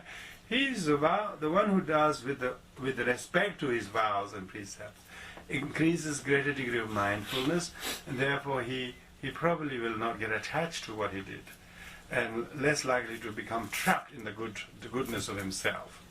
Whereas people who don't have the spiritual knowledge and do good things for the sake for doing just randomly, that good doing of theirs, because it is not doing in conformity with the particular precepts out of respect and out of honoring that, there's no certainty that would be a meticulously executed deeds to follow later on. Because the person didn't have any particular reason to confirm spirituality. And of course this is only a training. Some people may not need to be aware they're confirming to any rules, but never that's just basically felt right to do that and wrong to abstain from that. But the fact that we are able to tell what is to abstain, when and where, what is to practice, when and where and how, that already shows that we do understand karma. We do know I'm creating a cause here, and that will be a result. And there's whatever tempting it is, seems as right now, the result will be very different than it looks, however appealing it is. So you have the awareness of what this will turn into when it will translate into result. You add up your order first before you say you send the order. You add up your order, and then when it says send, you say no, cancel. You say cancel that. I'm sure I'm talking to computer users here. You cancel it. All of a sudden, when you add up, it was way too much, and you didn't want to spend that much, or you didn't need all that. Oh, why did I do that? And all of a sudden, you realize you least need that, and then you try to change that. That is the karma. Karma is a conscious choice when one knows there is a possibility of doing that, to either to abstain or to practice. Abstention from something shouldn't be done out of fear, or shouldn't be done out of just mere obligatory power, trying to oblige to some things. But one has to see the logical and practical benefit of obliging to it, for oneself and for the persons that are concerning to. Now, of course, the ability to create good karma in conformity with the precepts or not, that doesn't mean the people who don't have form or precept don't have the ability to create good karma.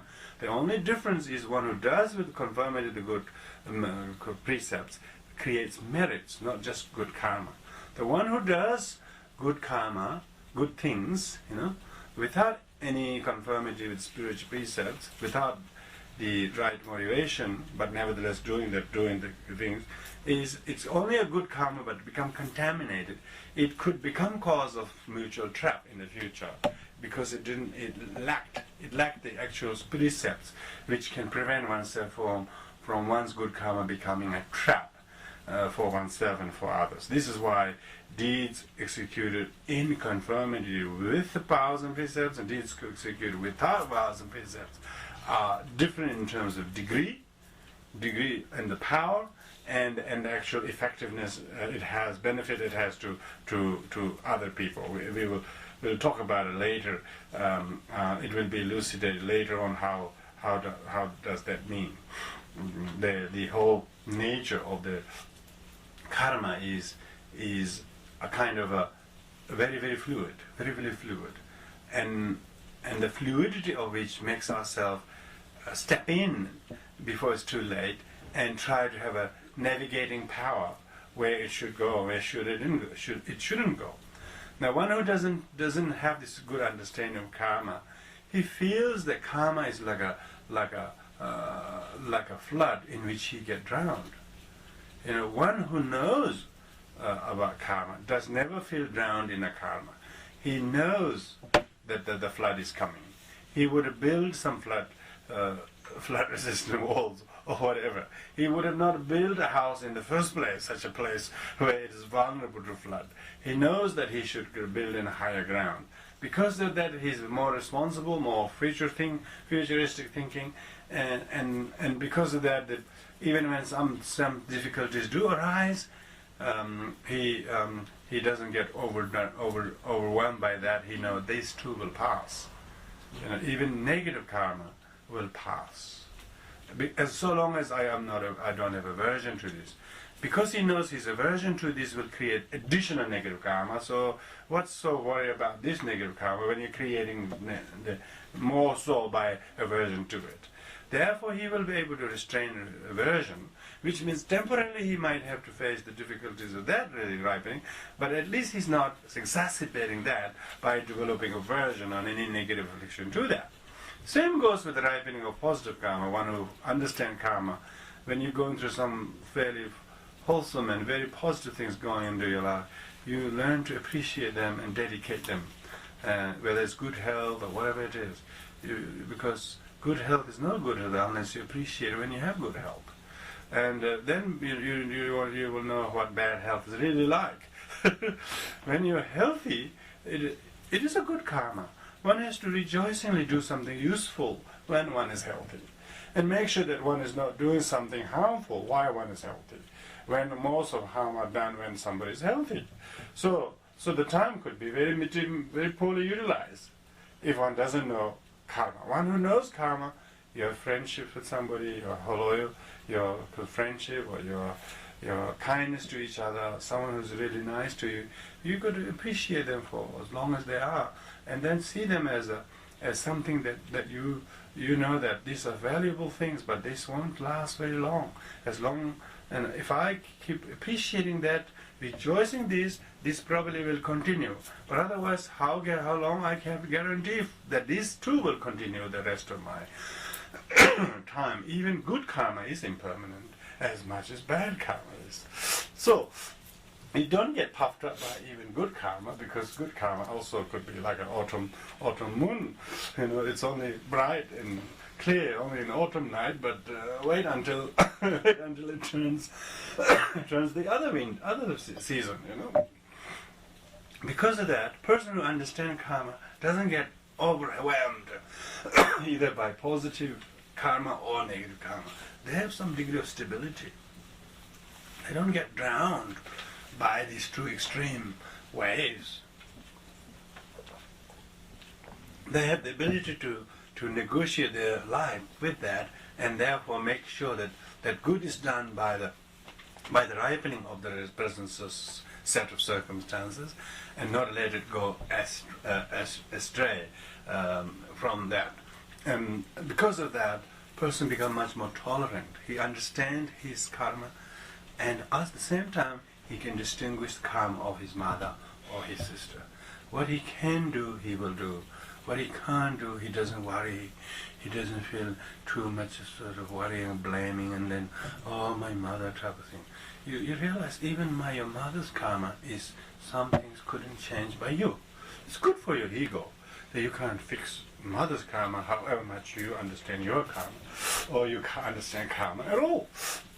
And it's good to know karma, but not have good to know karma very well, but good is even better that when there are lots of things you can't change them even for your loved ones, which really is a good humility practice.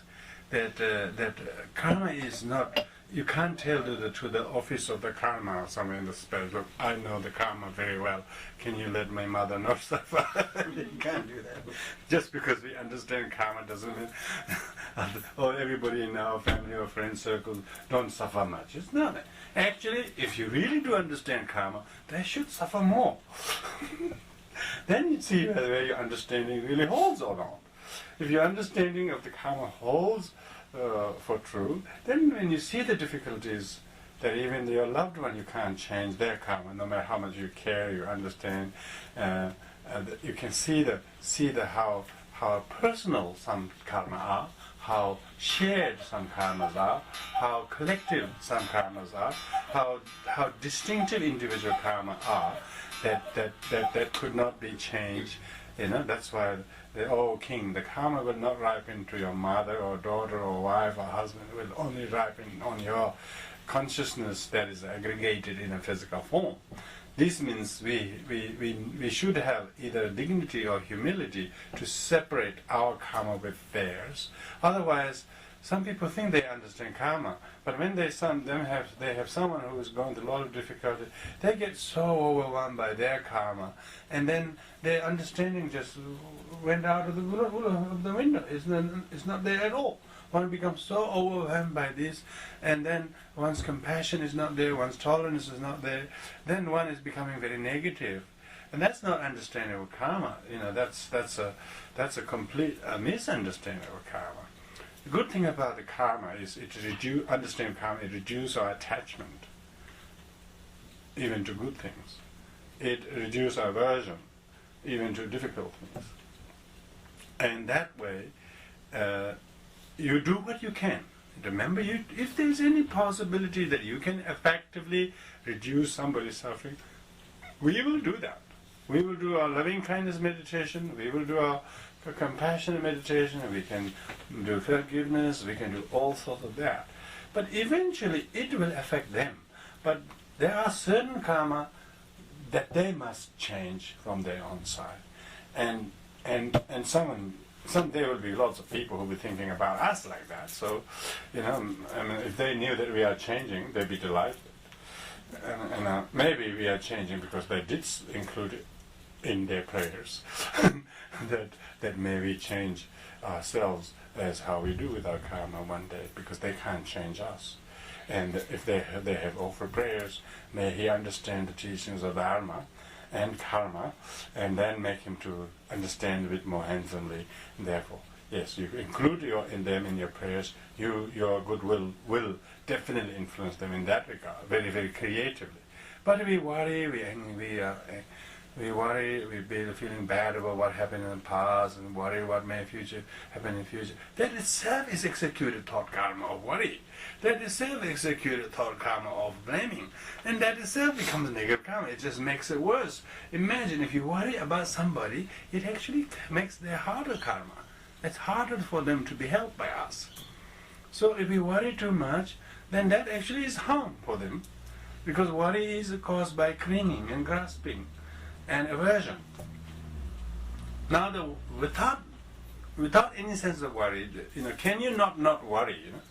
This means that worry makes us to become very unproductive. But if you are meditating or praying or doing something positive, dedicating for your mother or someone like that, that probably is much more positive, because instead of worrying about, you're doing something to help some people who you can help. You're not saying that if I'm not going to be able to help this person, I'm not going to help anybody, type of thing. And that's actually is where things can go bad to worse. So that's why it's good to distinguish the karma from our loved one's karma, that of ours, and also the person and their karma. We shouldn't lump the person with the karma either. The person has too much aversion to their past, too much attachment to the past. That's why their karma is not changing. You can see that they are not themselves, let alone they are their karma. So it's really good to distinguish between them and the karma, and what they are and what they are not. You see, if they are nothing, how could nothing can create karma? That would be a nice thing to know. Of course, when a person becomes so attached to what he did, so much aversion to what he failed to do, that makes the soul confusion, so much the parent of negative karma. This unawareness of what makes karma to become bad to worse, and unawareness that what karma you can create to improve from this to that, people's hands are really tied down by the unawareness of that, what they can do. So if we were going to sort of do anything to help them, we got to increase the awareness of the thing called karma and what they are doing to themselves, even they may not know. And they know that even thoughts, any kind of action they do has an ongoing effect the person will experience as a consequences thereof. Now, when a person understands the nature of karma, there's a separability between us and the karma. There's a us that is called independent karma, but karma that we have experienced as a subject that you can look and watch. There isn't this confusion between self and the karma. Karma is something totally different from us, and therefore a person who looks with karma very objectively to it, then you don't judge us with the karma. We actually separate the karma without the person. And is there a karma that really independently is trouble, is bad? If it wasn't the person's aversion or attachment to it, is there a thing called karma that is necessarily bad? There isn't. Karma does not exist. It too is impermanent, conditioned, and what is conditioned could be deconditioned. The deconditionality of the karma gives us the power to change. And if it's not changeable, why talk about karma? If it's not impermanent, why talk about karma? If the person is not the karma, that's why we can talk. If the person is the karma, then what can we talk? The person is identical to the karma. Person experiences certain karma now, but doesn't experience that tomorrow. So that shows his own karma is transitory and impermanent, and therefore we can be much kinder to someone. Oh, that's him. Yes, he did this. But maybe he takes a time for him to recover his dignity until he forgives himself. And maybe we have already forgiven him, but he's taking time for them to forgive that. So we must respect their slowness. We must respect their slowness. Of course, you don't tell them, I respect your slowness. You don't say that, but at least I wish you were quick, but you're a bit slow. You don't say those things. You say, oh, you respect their speed. We know what used to be our speed before, and only recently we have picked up some speed, and so we don't expect everybody to go the same speed as we do, except when you drive on the highway. But of course, on the highway, everybody expects you to drive the same speed, with a little bit gap between each other. So it's good to separate the karma of us and not lump us with our karma and our children and like that, and then it's poor me in my world that then the person even the relative our whole life is quite good, but we worry about others so much so that we don't let ourselves to lift our neck up because we're so downtrodden by worrying about mother and wife and children and so forth. Not that we don't care about them. Because we care about them, we want to be able to do something good for them. To be able to do good for them, we have to be fit ourselves. If we are becoming unfit and worry and anxiety-ridden, thinking about them, we obviously need to do some work within ourselves, such as developing understanding of karma.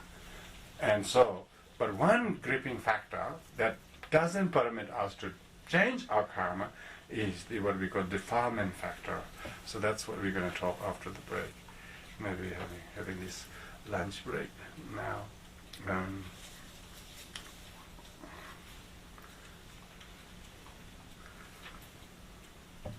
The dedication of merits of this teaching session.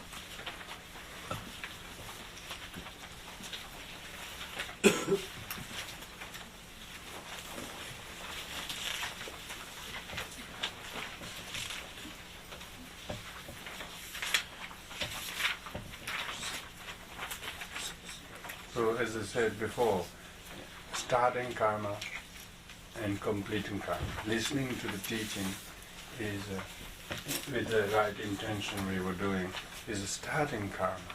And then intently listening to that, and then at the conclusion when we finish right now, we dedicate this, that maybe there was few convictions, few realizations, few affirmations, confirmation that we have got. The merit or benefit of having those, may we be able to increase our awareness to use and be mindful and increase our awareness of what we do, think and say, will have consequences. And consequences have consequences. Not only those to us, but to others. Likewise, if I dedicate the merit of this listening of the teachings, not just for myself, but for others, how I otherwise am not able to view their difficulties, and look down upon them with a very critical mind or very judgmental mind. If I continue to do that, I only was going to harm myself and others.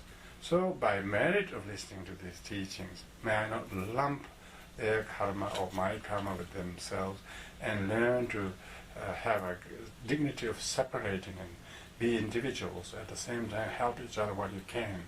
But when you can't help, don't fall on each other and stay separate and not collapse on top of each other. By being able to have a discerning knowledge of this karma. And in the wisdom and knowledge that is in these teachings are there to soothe the beings like me, who otherwise are hopeless, feels hopeless and faltering and not performing very well in this mood of thinking, assessing, analyzing, rationalizing, or even the reasoning or perceiving the way I do, are often act and behaves as one is less adequately educated karma-wise. But with the benefit of listening and reflecting on these matters, maybe I could do otherwise. May that benefit continue to grow. And I share and give this away to all beings who don't have the same opportunity as I have. With this intent, as we dedicate this act of listening teaching, one should learn to do with other activities as well. So that's why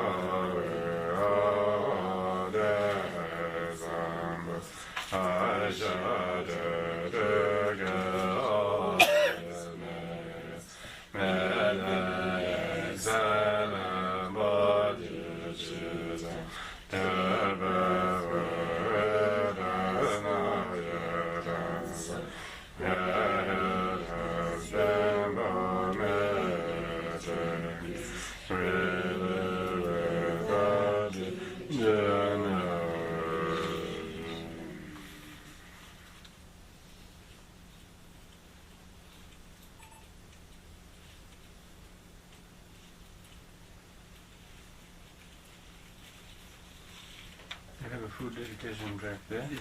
Yeah, good. Which page is that? Next page. Next page, yeah. Yes. We are engaging in the karma of eating in a minute.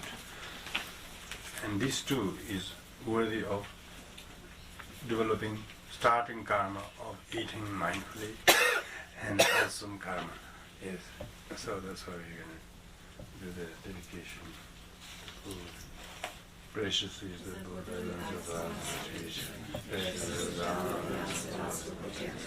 Precious is Sangha. To the triple chain of with sincere devotion and carefully prepared food, which pleases the mind to the victorious ones. May all living beings be sustained with abandon through meditation.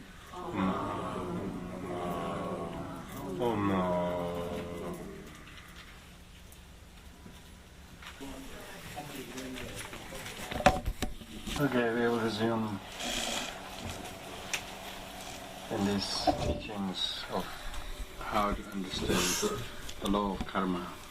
We will do the prayers, which is very important before these teachings. in the same way we did this morning.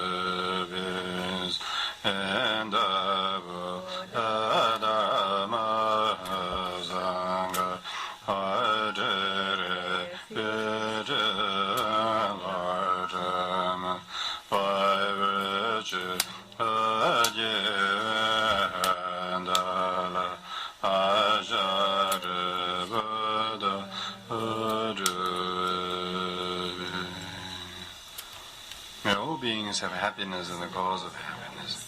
May they be free from suffering and the cause of suffering. May they never part from the happiness that knows no suffering.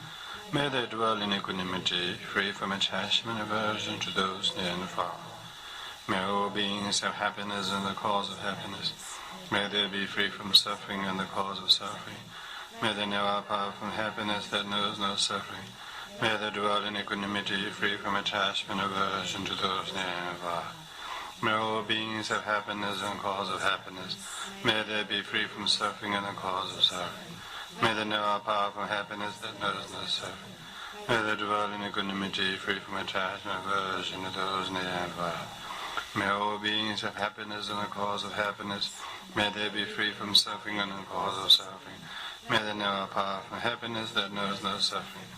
May they dwell in equanimity, free from attachment and aversion to those near and far.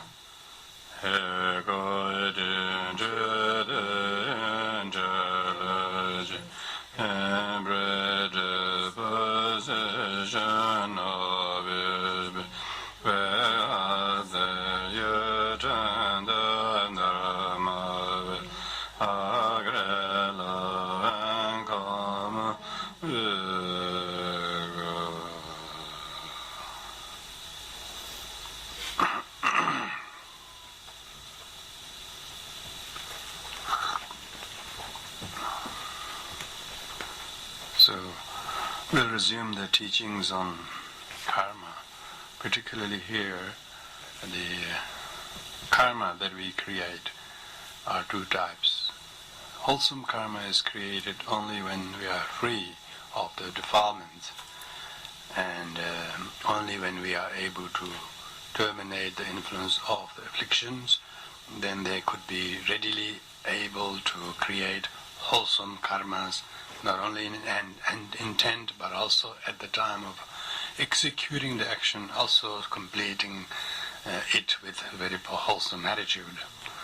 But the fact that we try to have wholesome attitude at the beginning, but always not often able to sustain the wholesome attitude until to the end, is because we have a thing called afflictions, defilements. So we're going to look at what makes the defilement so strong a factor that suppresses our sanity or awareness so much so that it impairs our judgment. When it's not skillful, we think it's skillful. When it's not helpful, we think it's helpful. When thing is not right, we think it's right. It's because we have the thing called these afflictions. So that's why karma could be, negative karma could also have different degrees of negativity depending to how many of those afflictions are influencing our mind. Now, this is why it's good to look at the factor of the defilements as influence in our mind, such as ignorance, hatred, greed, arrogance, and jealousy. These are the 5 cardinal afflictions. These are the 5 causes, root causes of suffering. Usually we see causes of suffering, some things external or people or conditions out there.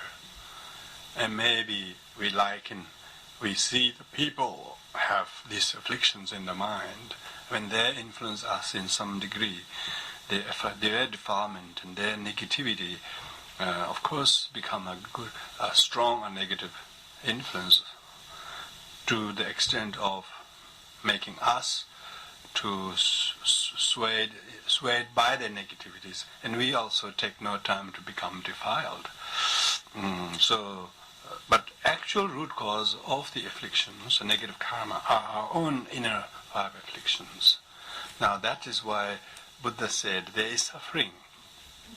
Suffering must be known, for it is something created out of causes.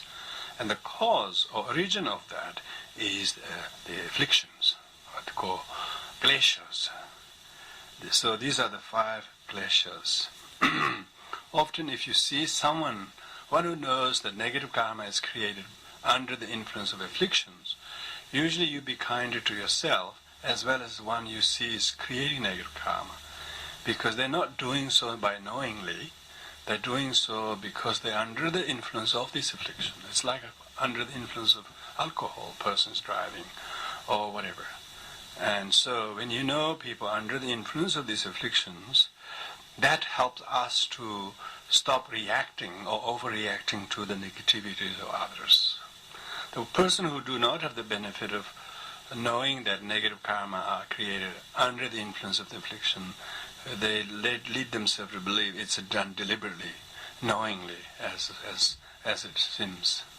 And because of that, they don't hesitate to overreact themselves under the influence of either of these 5 afflictions, sometimes dual afflictions, triple afflictions, and multiple afflictions. More the multiple the afflictions, harder it is to detect that one is doing or reacting or overreacting to make the matters worse. So the first of these afflictions factor is the ignorance. This is ignorance means absence of knowledge, that it is unskillful, it is not helpful, it is not the right thing to say or do. Person is completely ignorant, completely unaware that it is unskillful. Now, if we knew that ourselves or others were doing something under the influence of ignorance, we are likely to pardon them. He did so, he didn't know about it. But if someone did it knowingly, we tend to take it a little greater offense. The act might be same, but one who does out of ignorance and one who does out of disregard for the other, because one doesn't respect the other, then one who does disregarding the other, of course, would be not quite ignorance. That's a deeper level of ignorance, how foolish they are themselves to make them do what they're doing. And yet they are so profoundly ignorant that they are not knowing that thing they are doing is a cause of suffering to themselves, to others, and in the future.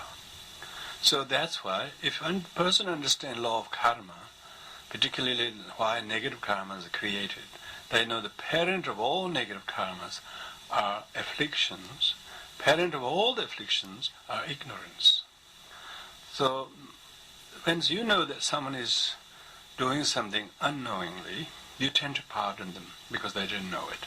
Now that's the benefit you can have by knowing this. You are more able to apologize if it's your ignorance. You are able to pardon if it's other people's ignorance. When you have that, you're allowing you're disallowing rather from ignorance from developing dual combination with the other afflictions. Now, unapprehended ignorant deeds has a danger or tendency to become combined with hatred or aversions very straight away, or any other afflictions. If a person is only doing something out of ignorance, then it will be lighter of a negative karma, an effect that it has to others as well. But on top of that, if it's unapprehended, unremedied ignorance, then it takes no time. Very quickly it will turn into a hatred or aversion or greed or whichever of the two. Maybe greed usually takes occurs, because person's craving to punish somebody, do something is so great, he wouldn't know what he's doing is wrong, and therefore his craving makes him to not pause but to continue doing it, because the passion and the craving is so strong, it's so binding. He doesn't know how much is too much, and he doesn't know that what is safe from what is dangerous. The hatred completely consumes the person's sanity, and the karma that person have intention to create wholesome, but he doesn't know what is wholesome and what is unwholesome. His aversion makes it so dark, and makes it whips the whole situation, and situation is made worse by his own reaction, but he is not aware of that.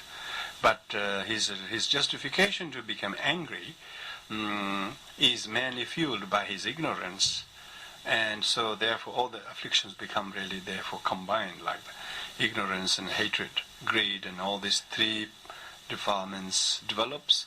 And then other two defilements, what we have here, like arrogance, is if someone succeeds to do something, even by negatively speaking, even out of aggression and hatred and ignorance, and their success of that relative success of harming others, and not temporarily, not really aware that they are harming themselves as well. They might have even this really shallow reason of arrogance. They might feel great to be able to harm somebody, to be able to try to make them feel worse or bad or responsible for what you have been going through. But try to prove that they are wrong makes us arrogant, So therefore defilements could have combinations, One who is able to detect the ignorance fairly early on, he doesn't get tempted by the danger of the pride that he will have to be able to prove someone wrong. It doesn't delight the person particularly to prove anyone wrong. One who has no defilement. So the arrogance is a far away from our danger. One who is able to detect the ignorance really enough. But once the ignorance is not apprehended, then other defilements quickly connects with that, and they become really complicatedly merged together, and because of that then the defilements of arrogance, person feels boosted by the ability to triumph over the opponent, or make them feel bad, or make them people think that they believe you are right and they're wrong, and you got a few more people agreeing towards your side and thinking that they are wrong just as with you.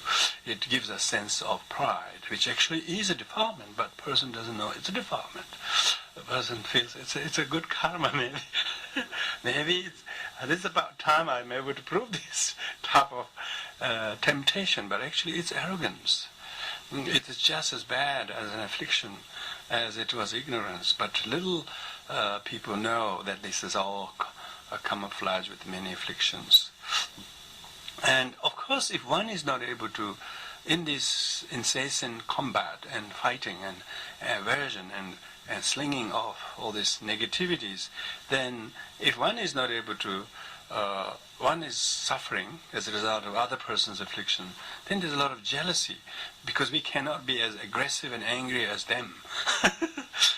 We wish we were just as angry as them and can outperform their anger, but their anger is so great and it's so weak, and then we don't know how to keep such a miserable anger going, and we can't outperform them. So the anger of others actually makes us become more jealous, and therefore we could not see the danger of it, but we want to be like that, and therefore overreaction usually comes. If you do this, I can do this type of thing.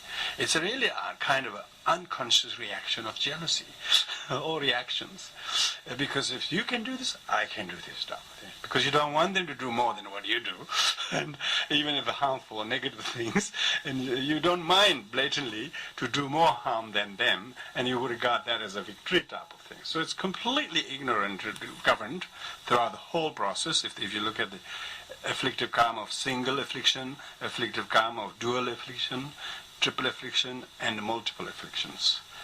The multiple affliction karma is much more severe, and it is very, very sort of incessant. It goes on and on and on, and that you don't seem to be able to stop. It's like a vicious cycle. It goes on and on and on. It doesn't stop. Now, when a person knows the defilement factor is the one, so there are no negative karma that is independent of afflictions. So negative karma means it's afflicted mind. The mind that has not been able to be aware of the afflictions. And the afflictions are also not things, as are karma are not things. Afflictions are also mental conditionings. And when one who understands karma knows karma is like potter making a pot. He doesn't think the clay is the thing that makes the pot. He needs various other ingredients, glue maybe. He needs water, maybe he needs dust, and maybe a little cement and all the other ingredients, as well as his tools and the firing place and tools and his knowledge and all of that. You see, you know, just because there's some dust doesn't mean there's a pot. You see, so the person who understands karma knows that karma is interdependence of many factors, and one of that is the dust-like affliction. Without the dust, you can't make pot, you know. But other factors might come in handy too. But you really need the dust, or whatever you call clay. It's not called clay when there's no water. Is it dust?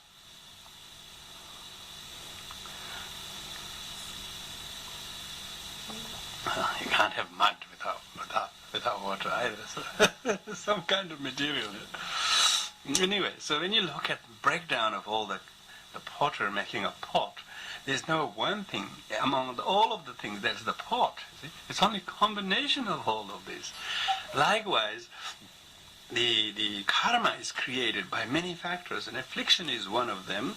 And one who is aware of the influence of the affliction factor, then you actually have a choice of making a pot or not, or choice of making or not making one. Because otherwise you keep making, just you don't know how to stop. You don't know how to stop. You have the clay, you have the mud, and you have the materials, you have the fire going on, and you have the time maybe. You don't even know when is when.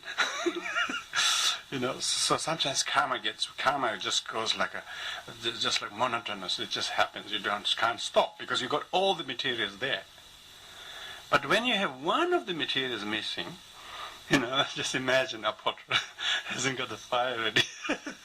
You know, it's got everything ready, but hasn't got the fire. Now, how could that wet clay, however carefully shaped it is going to sort of sit like that for long, and it's going to sort of melt or fall and collapse. He needs to have the fire ready as soon as his material is ready. So when all the 5 afflictions are right there, it's very difficult to stop. Difficult to stop. So you have to have few of those unready. If you have 3 or 4 of those afflictions are controllable, only one is not, then you can at least slow the pot from being made. You can see a clay drying there without becoming a pot, which is pretty good. Of course, it's very demeaning for the potter. Bad for your pride. Oh gosh, I can't make pots here. You don't realize that every time you try to do something under the influence, you try to make something out of that, you said, I fix it type of feeling. But you have no idea every fixing is a creation of karma. And that pride makes us to do something without realizing it's an overstepping or overreaction and so forth. So that's why it's good to look at these 5 are just the cardinal afflictions. There are actually 84,000 afflictions, as many as you can break them down. And now, when you understand the affliction factor, you know that there's a chance how your mental wavelength and its clarity and awareness of which affliction is currency, which is more, dominant, which is little sort of hesitant, and can you make some affliction more hesitant? If you can make some affliction hesitant, you will make less support, if at all, And if you made at all any pot, they'll break very quickly, so which is really good. See, lots of karma, we want to make our pot so lasting that we don't want to break it at all. We want to put it in a glass and put our signature on it.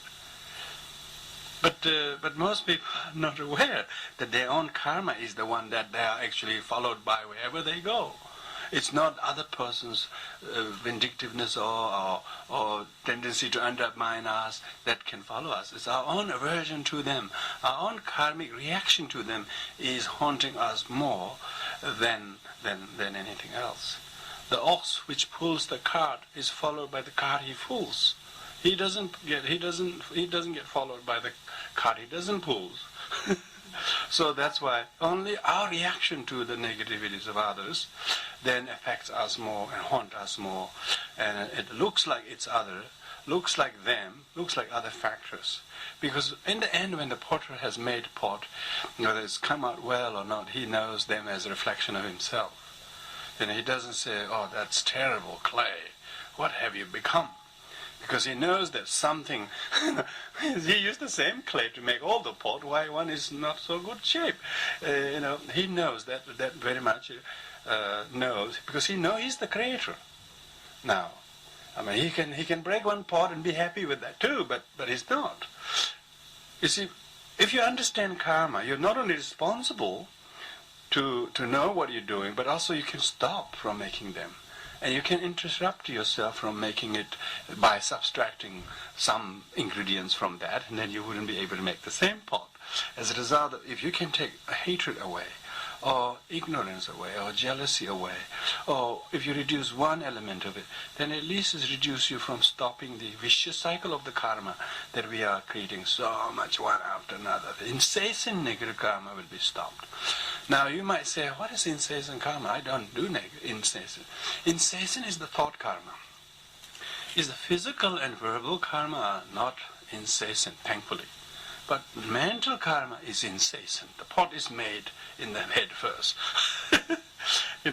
When the hatred or aversion or whatever is playing up in our minds so many times, and we don't have any mechanism how to stop that, how to intercept that, that's the kind of affliction we need to be learning how to exclude from our mind. When you practice meditation, you practice chanting or prayer or devotion to the Buddha and so forth. When you do that, these things give a little nice solace, It gives a nice pause, and then your mind is capable to be free of enmity, free of anxiety, and free of all these things. When you can do that today, when you can do that tomorrow, when you do that, you're slowly making another pot. This is the pot without the this is the pot without a visible pot, These are harder to appreciate, of course, because you can't see them. These are harder to make. It's like qualities that overcomes the five afflictions. Instead of ignorance, you develop wisdom. Instead of hatred, you develop loving kindness and compassion. And not only to yourself, but to the others. Most importantly, to yourself, kind to yourself. Any enmity you have towards someone is just double enmity towards yourself. We don't not even aware of that happening. Now, one who's sort of, I would say, intelligent enough to develop kindness and compassion towards somebody is doing just that to oneself many more times. Now, that doesn't get appreciated or known by other people. Maybe that's the pot we don't really get to be very happy to be making, because you have to be the one you have to be the maker of that pot too. And recognize that. So that's why the pot analogy is very traditional, but this analogy of sanskara means karma you create. In the 12 links of interdependent, the second one is a volition actions. All the karma we create volitionally are created by our own self, And so, but we are not often able to be responsible for that. Good thing about responsibility that I created this. I don't want to make one pot like that. And you might even be able to see that you are not the pot. You see, that's most people, they think they are the pot. And they can't forgive themselves or disassociate from the pot. They because they made one mistake, or because she or him make one mistake, we just lump them, they are this. The pot is not inherently existing there. Likewise, the action of the person who we believe has done wrong to us, he or she doesn't feel happy that they did that. They may have not enough humility to say they did it totally, but they don't feel good about it either. They didn't have time to reconcile with themselves. They didn't have time to make peace with themselves, particularly when we are just on against them all the time. We don't give them a chance. And so it must be very hard for them. And then you see, so now you're subtracting your factors that is that is actually creating the reality of the karmic kind of interpretation. So the defilement factor, the more you know about the defilement factor of the karma, the more you have compassion to yourself, and more you have ability to shorten the duration and the degree of the suffering that you think you have been subjected to by someone's unskillful action. Now, if you really agree with that, why did he do the unskillful action? Deliberately, he thinks? No, with ignorance. They didn't know they were doing that. They weren't wise enough to prevent them from doing that. They too were victim of ignorance. And so there's no delight to know another one like us. Might be our close friend, might be our very good friend. It might be our partner, might be our mother, might be our whatever. We don't want think that they did so deliberately. They did so also unknowingly. They too are deluded sentient beings. Of course, we don't want to tell them. Maybe you can say you are deluded too. just telling them you are deluded too. I'm sorry you are deluded as much as I am. It's really nice. At least you don't put one as a victim of the other, which is really compassion. Because then you can recognize the defilement factor not only in you but also in the other, which is really nice if you can think like that. You're a bit kinder to both. Now that means you wouldn't react so unashamedly as you previously were doing, and that's a compassion. When you're able to do that, then you can see that when a person is not aware of the ignorance, then it doesn't take they don't know what is safe and what is dangerous, even to themselves, let alone to us. Now, when they don't know what is safe to themselves, how could they know what is safe to us? How do we know they didn't think of safety when they don't even know about their safety? But they still like to believe they were thinking of their safety as much as ours. You see, when a person is blindfolded, he wouldn't know where he's going. And that's as bad as they have got. When you have that, you are now trying to separate the person from his action and action from the defilements. And then, if he or she was not under the influence of the defilements, would he do that? Would he do that to me?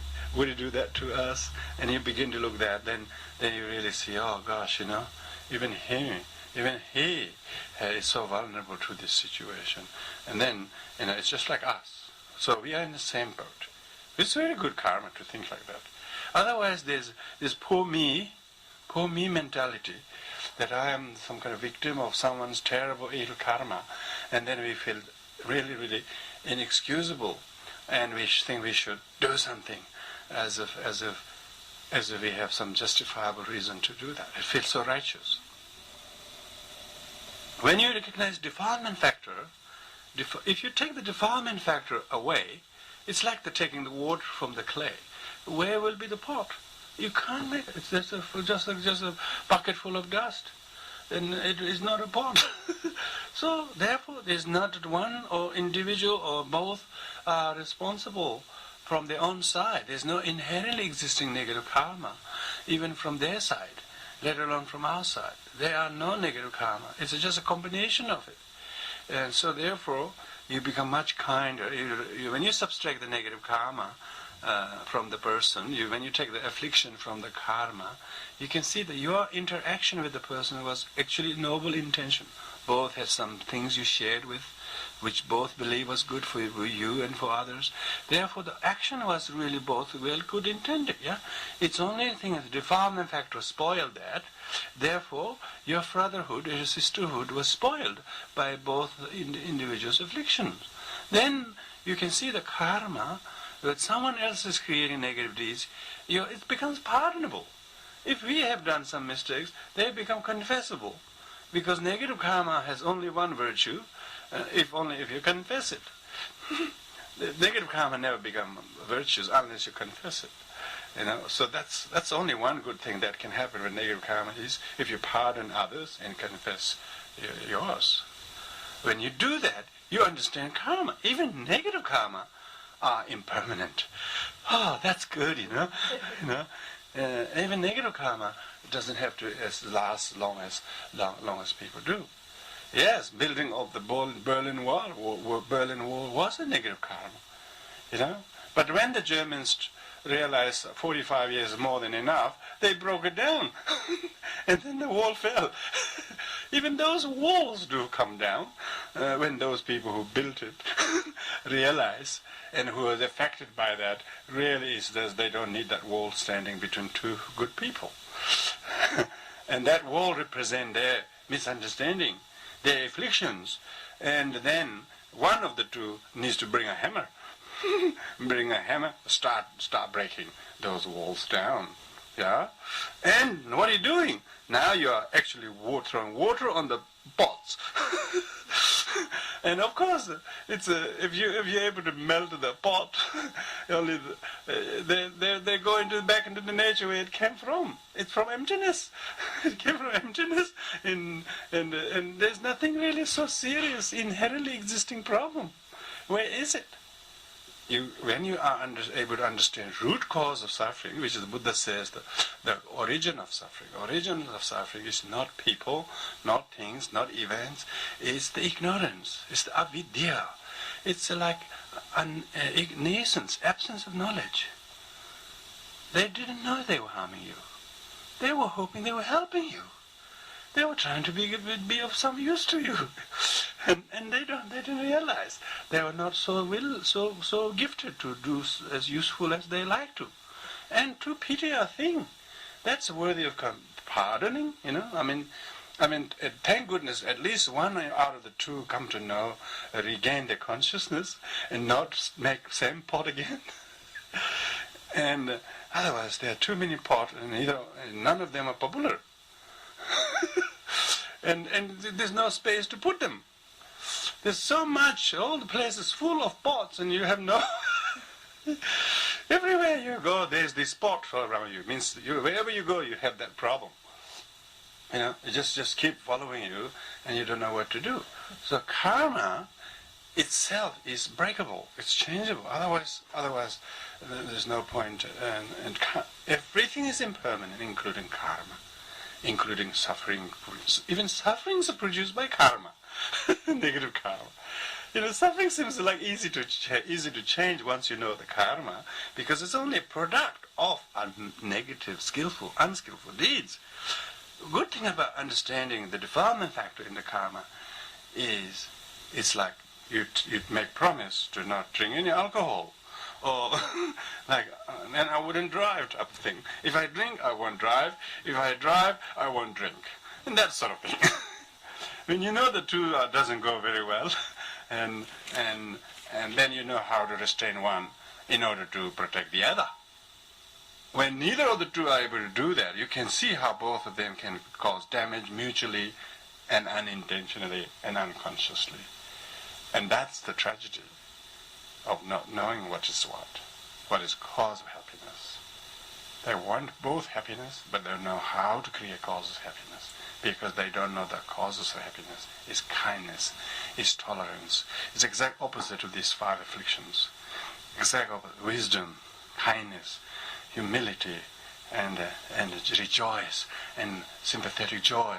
These are the causes of happiness.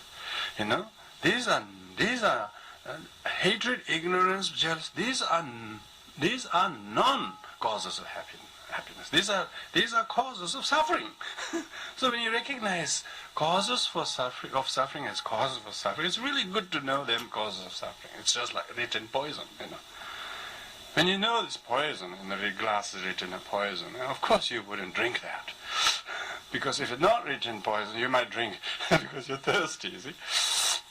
They may know, they'll know. And the Buddha means the knower, seer. So when you begin to have this amazing knowing in your own instinct or habits, you're about to say something, do something, you can see the affliction component is really pushing you almost this far. And you can see if you allow that of afflictions to continue, you will take no time to fall down the precipice. And so you pull it back, you press the brake. And when you can do that, you know the affliction factor. You don't allow that affliction too much in your mind. You have a particular device how to prevent that from invading your privacy. Therefore, your daily meditation is very good to use right mindfulness, they call. It's called right mindfulness because it is able to tell you when you are beginning to defiled, beginning to become afflicted. And you are able to have the mindfulness to know when it is safe to know. When it's too late to know, it's not right mindfulness, it's late mindfulness. Most people have late mindfulness. Then they blame themselves, blame the other, and then being angry and so forth. But they're all late mindfulness. We have mindfulness, but they're often a bit too late. So right mindfulness is real-time mindfulness. Real-time mindfulness, your practice empowers you. Teachings make you see this very clearly, and the defilement is a conditioning too. It's not a thing; it's a conditioning, people usually make those conditioners, and to be able to do that. So we have to see how we make them unconscious. How did I make this? Put myself into this situation. How did I make this pot? You know, you gotta know that. And the pot, however long it's kept, in the end is going to go back into the Mother Nature. You know, the soil is going to the earth, and the water is going to do it, and the name of the Maker is never going to be appreciated by the Mother Earth. He probably will resent the fact that he stole the earth to make the pot and sold it to others. Take this ownership of the karma that he created. So even the good thing about the defilement factor is when you do good karma, when you're able to practice, say, instead of anger, you have now lots of forgiveness mentality to somebody. This is what we were saying before. Non-virtuous karma with the positive result. You can now have positive result. There was a really difficult situation, but by learning this way, now your attitude towards them and what you have become or you are trying to become is way, way promising, you know. So promising for you that all of a sudden this amazing peacemaking takes place between you.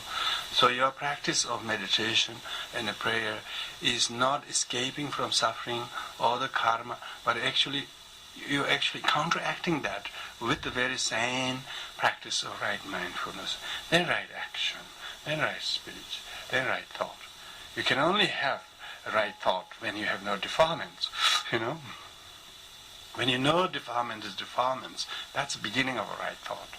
Because when you can detect the defilements factor out of your mind, then there's a little kindness to that. Even in a time of least convenient time, there still is still a bit of compassion there. Not just to yourself, but to the other. Other must be suffering. You know, if I think she is responsible for what I'm going through, she must be just as bad as me going through. What must be like? If this is the result of her doing, you know, what must be the cause? Can't be dissimilar. And so you are there in exactly the same spot, maybe a bit senior in suffering. They have to be a bit senior in suffering, don't they? Because they have to first create the causes before we experience the result. So, I mean, until we put an end to it, it will never stop in their side. So we feel morally responsible, and there's a greater degree of authority in us, how soon we can stop that. Because when we think it's other person who did the suffering to us, other person do wrongdoing, then they'll be giving the authority to them to prolong the suffering as long as they want it. So we're never going to liberate it from the chance of breaking the cycle. And when the potter is not turning the wheel all the time, he can't stop making pot. He's making all the time. He has to stop the wheel turning. Then only no new pot will be made. When the no new pot is made, at least the old pot would be understood better. When one is so busy making so many similar pots, one doesn't even know how much is too much. Defilement factor. The greed, the hatred, the jealousy, the pride, and makes it very hard to understand. Good thing about this is then person knows the factors determining the results of executed deeds. Now, this is important. Then you know how much is too much by way of checking constancy or intention, antidotes, object, association, location, time, and executor. It is said any action that you do create, both wholesome or unwholesome, is determined, the degree of the heaviness of the karma is determined by this factor. So if you're staying angry for constantly, yeah, or if you develop a loving kindness to your mother or friend very constantly, then that will be much more powerful healer, you know. You will heal very quickly because you're developing loving kindness again and again and again. And that's the kind of constancy. Likewise, intention is to heal each other, not to prove we are pious over the other person or better than them, or we are a good person, we forgive and let them not forgive me. Intention not to make us come clean. Intention to be free both from the suffering. Yeah. When you have intention to free both from suffering, yeah, when you have intention to both free from suffering, then that is going to be determined, very powerful determining factor to free both from the suffering. Now, then the third is the antidote. What are the kind of antidotes you are applying to recover yourself from negative karma of yourself or others? And antidotes has to be strong powers, strong 4 powers they call. You have to develop 4 powers.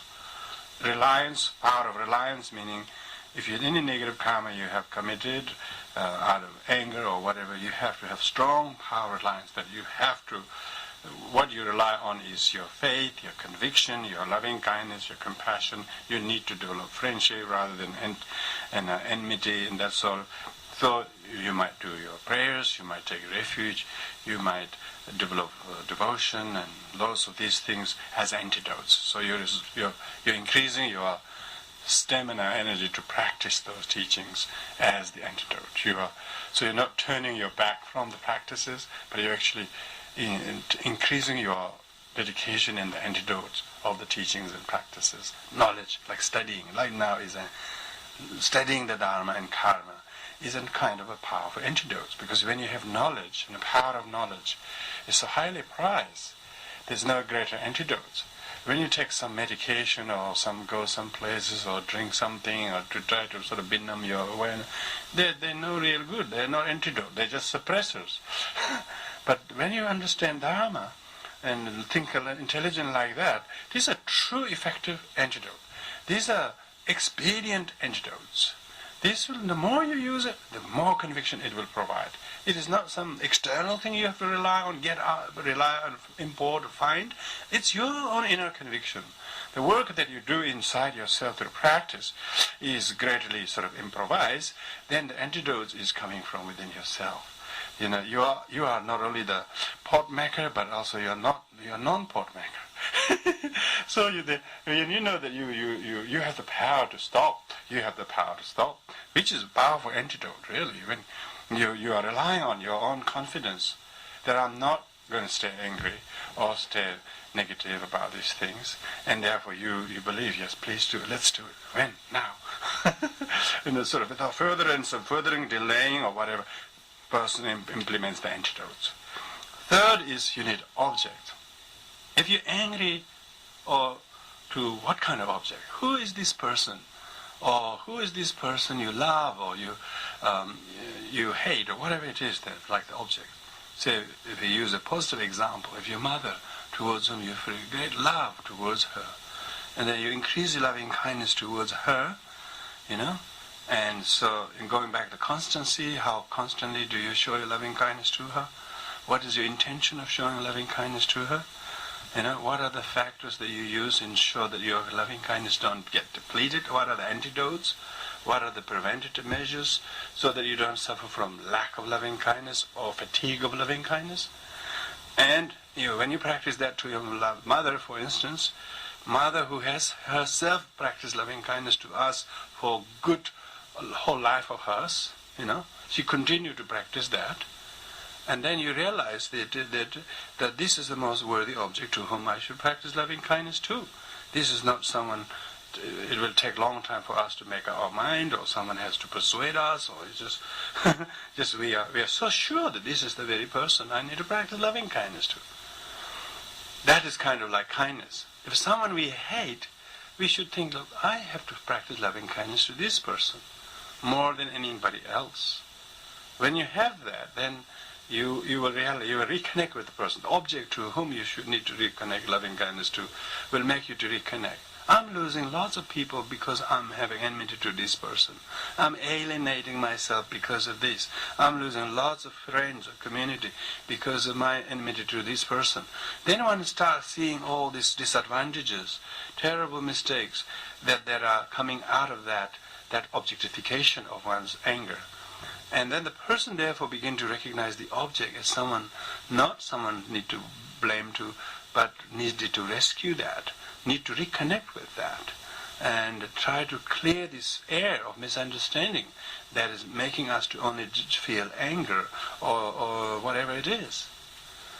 And so they say that if the object is someone of your elderly person, senior person, person who has been kind to you, towards whom if you are angry, then it's anger, that is karma is heavier, because they have been very special to you, and yet you are doing this to them.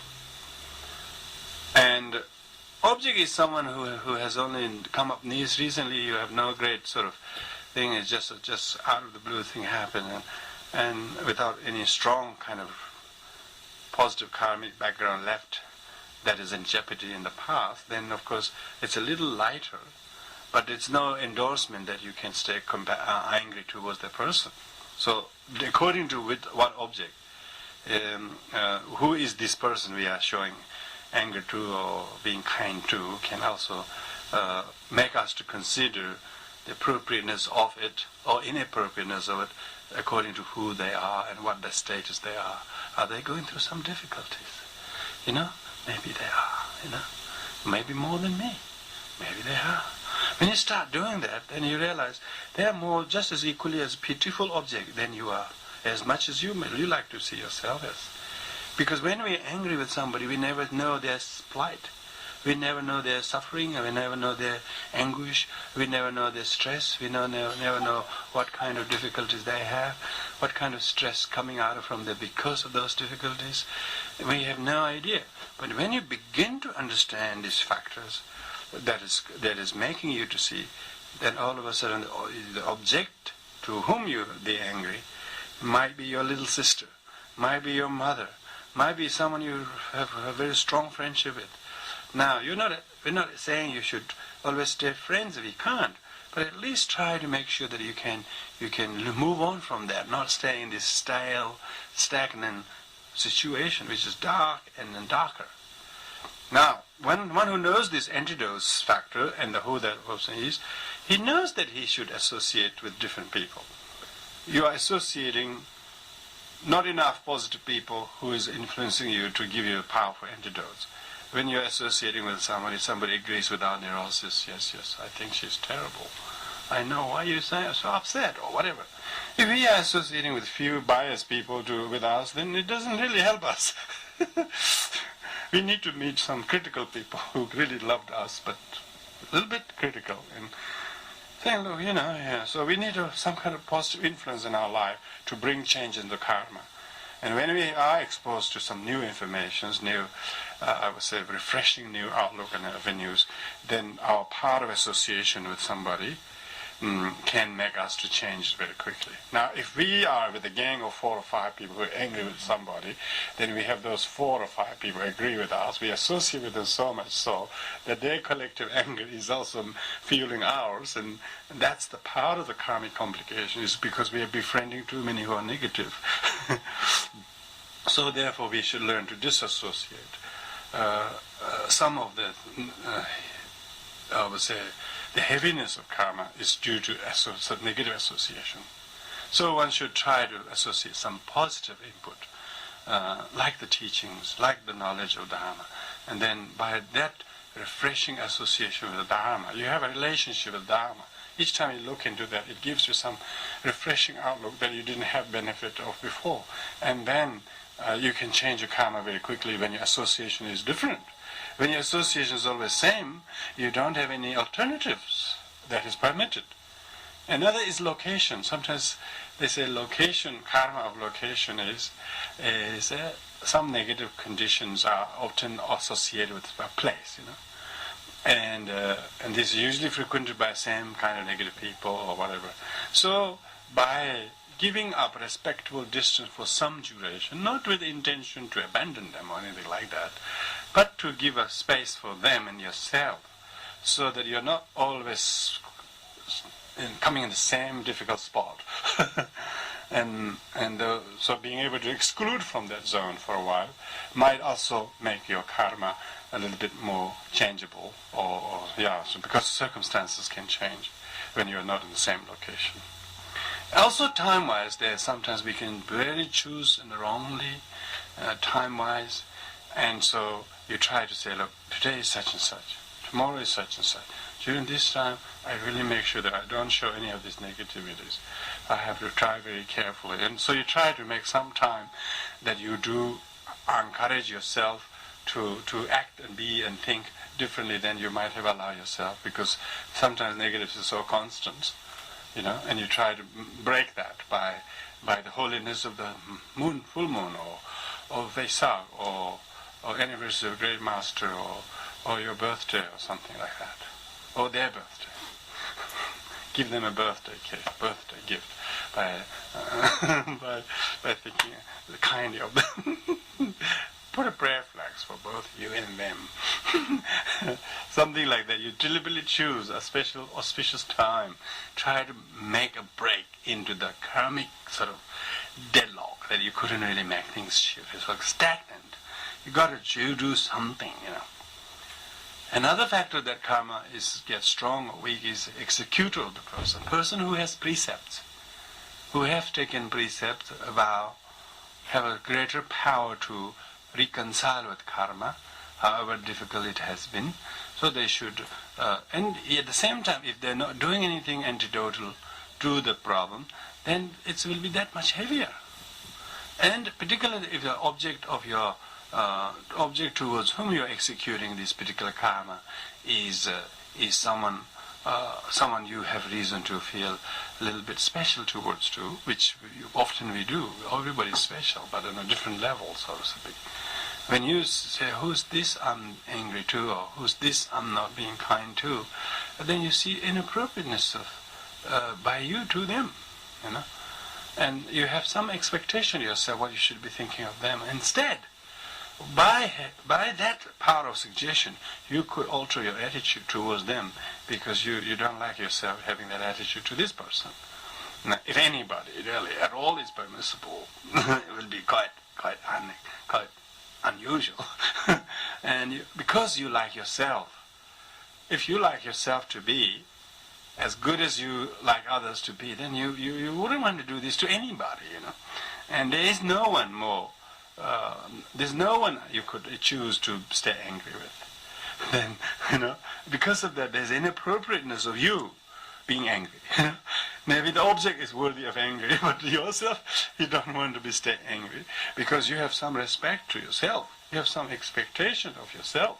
You have some degree of quality that you like to reclaim off without losing totally to this set of circumstances. And this idea of awareness of the factors determining results of karma makes oneself to see, you try to increase the constancy of the antidote, such as compassion, instead of hatred. And therefore change the intention, try to improve the intention, try to increase the antidotes, and try to go to some particular objects or people whose influence might be greatly needed for you to have a relieving. It's a way to change your own attitudes and opinions, get a different perspective, so to speak. When you're so used to with one perspective and never allowing alternative, that's the part of the reason of the stagnation. And one have no new ideas left to resolve the problem. And this is what the teachings are. Teachings gives you insights, and makes you see things. Where should I go from here, if at all? You know, and how could I stop this from reoccurring? And this kind of all this nice inquiries that your mind have is the very factor that makes the realization possible. Convictions. Most people's realization happen in difficulties, when they try to make sense of this and they try to apply. They don't gain realization in comfort and easy situations. So therefore it's an exact opportunity that exists. Just as much as things are difficult, as much as the opportunity for gaining deep realization exists. So because of that, karma is in a person's hand to improve or digress.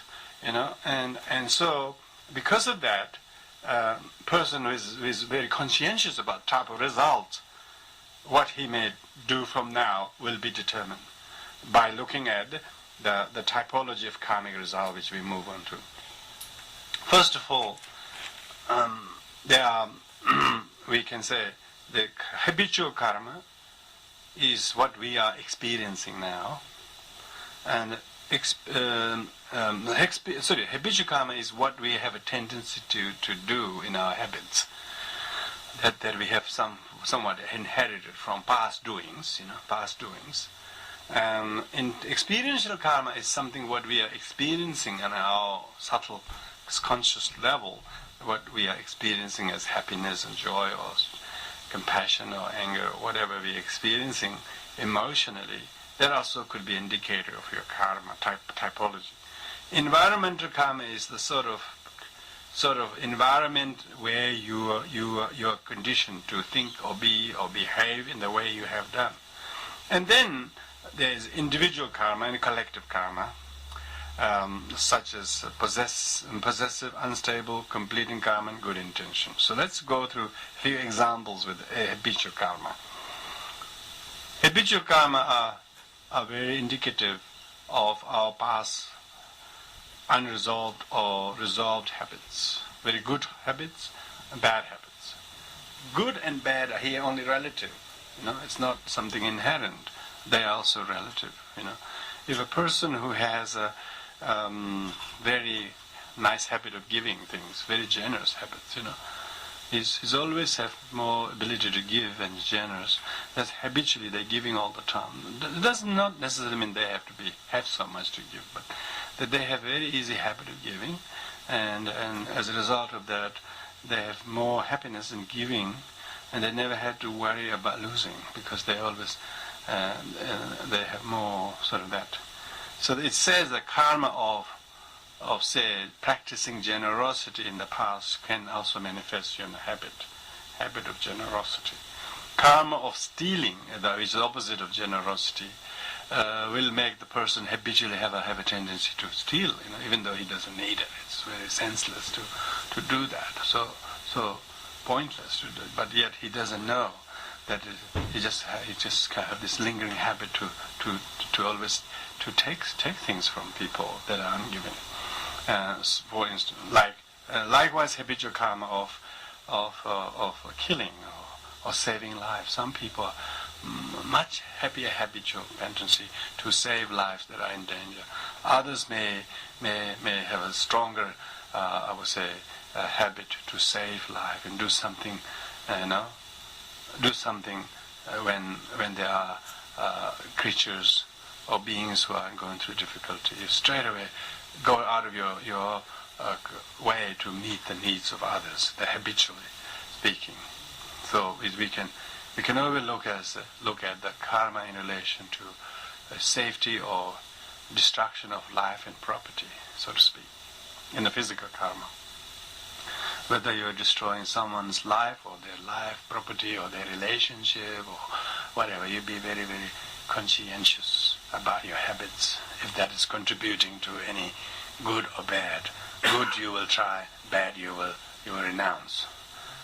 But one who has too much negative habitual karma of disregarding life, property, and relationship, that person will do one too many times, and he wouldn't even realize what it is, the ramification of that. So that's part of habit. And same with you can look at the habitual karma of speech. Person who has a habit of speaking carefully or carelessly. And some people don't, very tight-lipped. If they say something, they usually have something significant to listen to, and they're often useful. Others are just not like that. They say things carelessly, hurt themselves spitefully and condescendingly, and hurt them directly or indirectly, or backbiting them, and they have a tendency to do that. They don't realize mouth karma is just as is violating peace of other people as much as physical violence. Person isn't able to tell what is safe speech and what is unsafe speech. But there are others who have very powerful control of their speech. If the habit is such, there's no danger of saying very much. So they're able to, they can't hurt anybody. Maybe they can help a lot by not saying much. Saying much, that's habitually speaking. Likewise, mentally also, some people are psychologically, they have a mental habit of discontentment. Whatever they have, they're never happy. It's not that they don't have, they're just never happy what they have. So therefore, always coveting more and more and more and more and more. That's a coveting habitual pattern. And others, it's ill will, always angry at someone and trying to, do something to cause harm to others, or always not happy with someone. Resentment, habit of resentment. Some people go keeping that habit of resentment long time. Habitual karma of mental habits. Then intellectual habits is people who think they are too smart to believe in anything. They don't believe in karma. They don't believe in law of karma or Buddha or Dharma or life hereafter or whatever. They just think it's all what you see. That's about it, And they just have an intellectual habit of not believing anything and think what they know is the only thing that there is, and therefore not even, they have so much arrogance, habit of arrogance, that would not begin to turn into anything more than what they can materially see. So what we call materialistic, but not believing in anything, so habitually. Then there are other people who have habitual karma of the mind and speech. They're very soft-spoken, they're very gentle, they speak very kindly about one in the absence of other, and so as try to reconcile them. They're skillful way of using speech. They can make people's even misunderstanding, gap of misunderstanding, they can sort of narrow the gulf because they are able to use such kind, conciliatory speech between the two persons, and therefore not using harmful or divisive speech. And so, or mentally they are very contented. They're very habit of contented, very happy with whatever they have. They don't have suffering of wanting so much. Their happiness comes from contentment. There's a positive habitual karma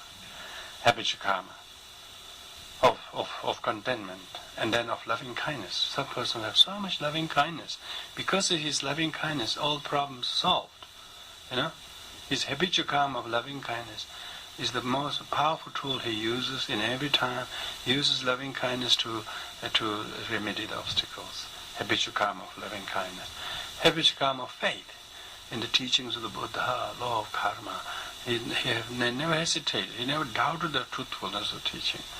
He has used his own little device to examine the authenticity, but having done that, overall he's much happier to have faith than having to doubt.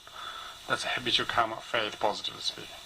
Now likewise, there's experiential karma in relation to all this above.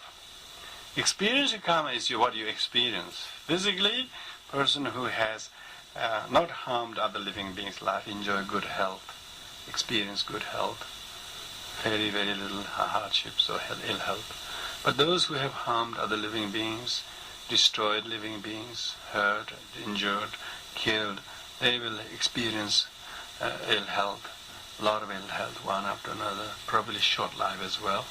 And so those are experiential karma to do with not respecting life or respecting life. And with the property-wise too, people who have stolen or stolen and robbed other people, cheated others in the past life, they will be experience a lot of robbery, theft, cheating, deceiving, and a lot of that, swindled by other people again and again, experiential karma.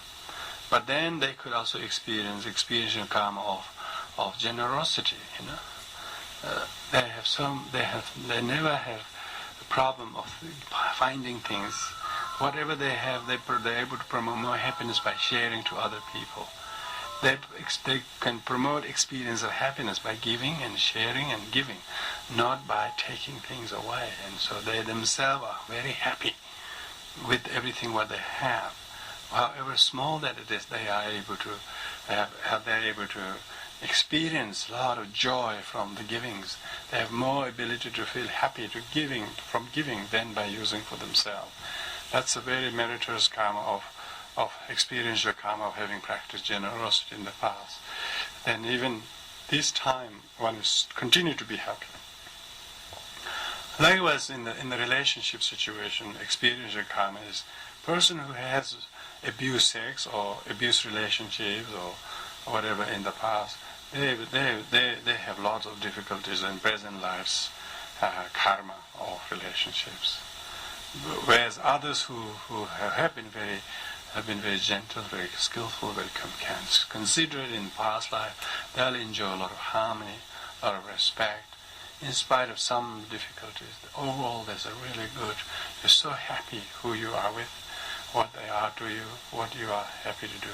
There's so much happiness in the things and who you are, who you have in your life. There's experiential karma. Likewise, with the experiential karma of speech karma is one who has been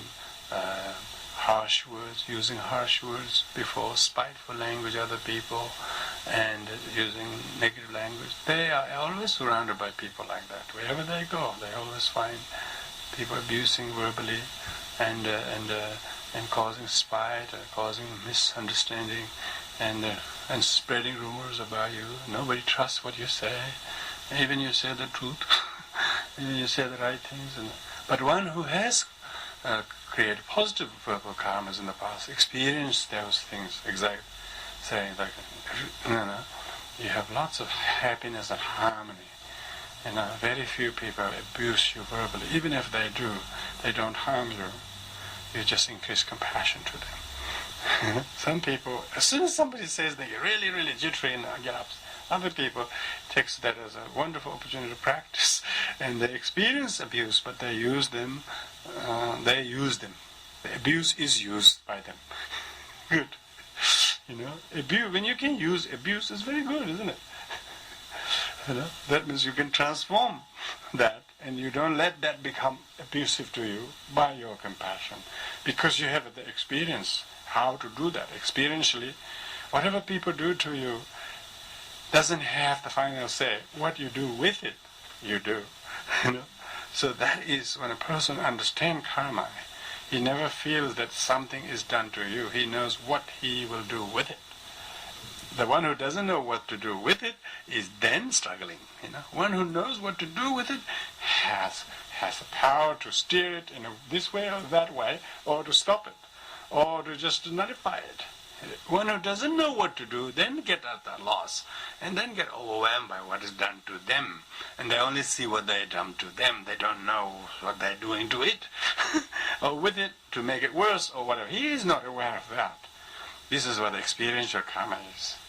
Mental karma is also a person who has practiced a lot of faith and devotion in the previous lives. In this life also he has much happier to have faith and lots of loving kindness and right view in the teachings, understanding of law of impermanence, and emptiness and selflessness. He sees them very clearly. He doesn't have any doubt. He doesn't have any intellectual complications. He sees them for truth, for what they are. But people who have the exact opposite of intellectual karma is, they experience, they have very difficulty developing this faith and contentment. They're exactly opposite. They have very difficulty believing these things, and they say these are not for me type of thing, because I'm too good for this type of thing, I'm too smart for this. That kind of arrogance exclude them from that. So you can see all kinds of karma, physical, verbal, and mental and emotional, ripening and experiencing habitually, experientially, as well as environmentally. Environmentally meaning not just a country as a whole, but say home life. Where there is all the members of family very careful, very skillful, and then you will enjoy this very beautiful environment. And when you are brought up and in that such a situation, you have the influence of the positive things. And others are not so gifted with that sort of thing, but they might have exact kind of negative environment in which they're brought, where they shout, where they scream, where they're very abusive and so forth. Then it also makes the people or young people growing in that environment become negatively influenced by that. So karma is so interdependent. And within that family you can have individual karma as well as collective karma. Individual karma is what we were saying before. It's really good to know that we ourselves create many of our set of circumstances as well as the other individuals do themselves. But when we are not able to understand individual karma, we try to lump karma with a child or mother or father. Then we think we are like them or they are like us and poor us type of thing. And then neither of them are helpful to each other. Both of them only good at making sufferings worse and not bringing any benefit to rescue that. When you don't know how to individualize the karmas. When you know how to individualize the karma, you at least are taking responsibility of your own karma, what you can, and at the same time, even so willing you are to help the other person, but what you couldn't do, you will have humility to accept what you couldn't do. There's a demarcation between what you meant to do and what you couldn't do. When you couldn't do is a good thing. It's a humility. What you couldn't do, Ananda, the Buddha's disciple and a cousin, was every day very depressed. Not because of about his own life, but every single person comes to see the Buddha first goes and braves him. What's they coming to see the Buddha for? Of course. And so Ananda get really depressed. Oh, there's another one here. So he get really depressed. Every time Buddha sees him, he seems more depressed than ever. He says, "Why are you so depressed?" He says, "Venerable, you should see all the sufferings." So he said he was so sympathetic of everybody, but what he could help is the one thing. But what he's thinking of all of them was becoming overwhelming to himself. He wasn't able to see each other's karma, a little degree of equanimous compassion. You have to have some degree of indifference, otherwise you just can't help even yourself. He was too involved emotionally for the other beings that he was becoming more depressed. So that is individual karma. And then when 3 or 4 or 5 or 6 people come together, they also collectively create this group karma. They create collectively that karma, and amongst them there will be one who dominates or influences more, others a little bit always the giver, others who always take it. You will always see that in a group of 4 or 5. You can never see that everybody is having a really happy, and everybody is different. Somebody's always doing the leading, others are never happy. Whoever is leading, but never able to lead themselves. And others are, always therefore collectivize themselves. They just lump themselves with the group. They don't realize how to distinguish collective as well as personal karma. And when 4 of your friends are going through difficulty, you also just go with them, that sort of thing. That's due to collect. One who has individual karma says, "I'm different. I can help this differently." So that's why it's good to see all of these complexity. What it seems actually is that which, when you understand the separability of the collective and the group karma, they say that you might all be traveling in a car, 5 of you, and your car hits a truck, and all 4 of your friends dies in this instant, and you escape unscathed. They say that's the kind of collective karma, that you were all together, but only 4 died, 1 escaped.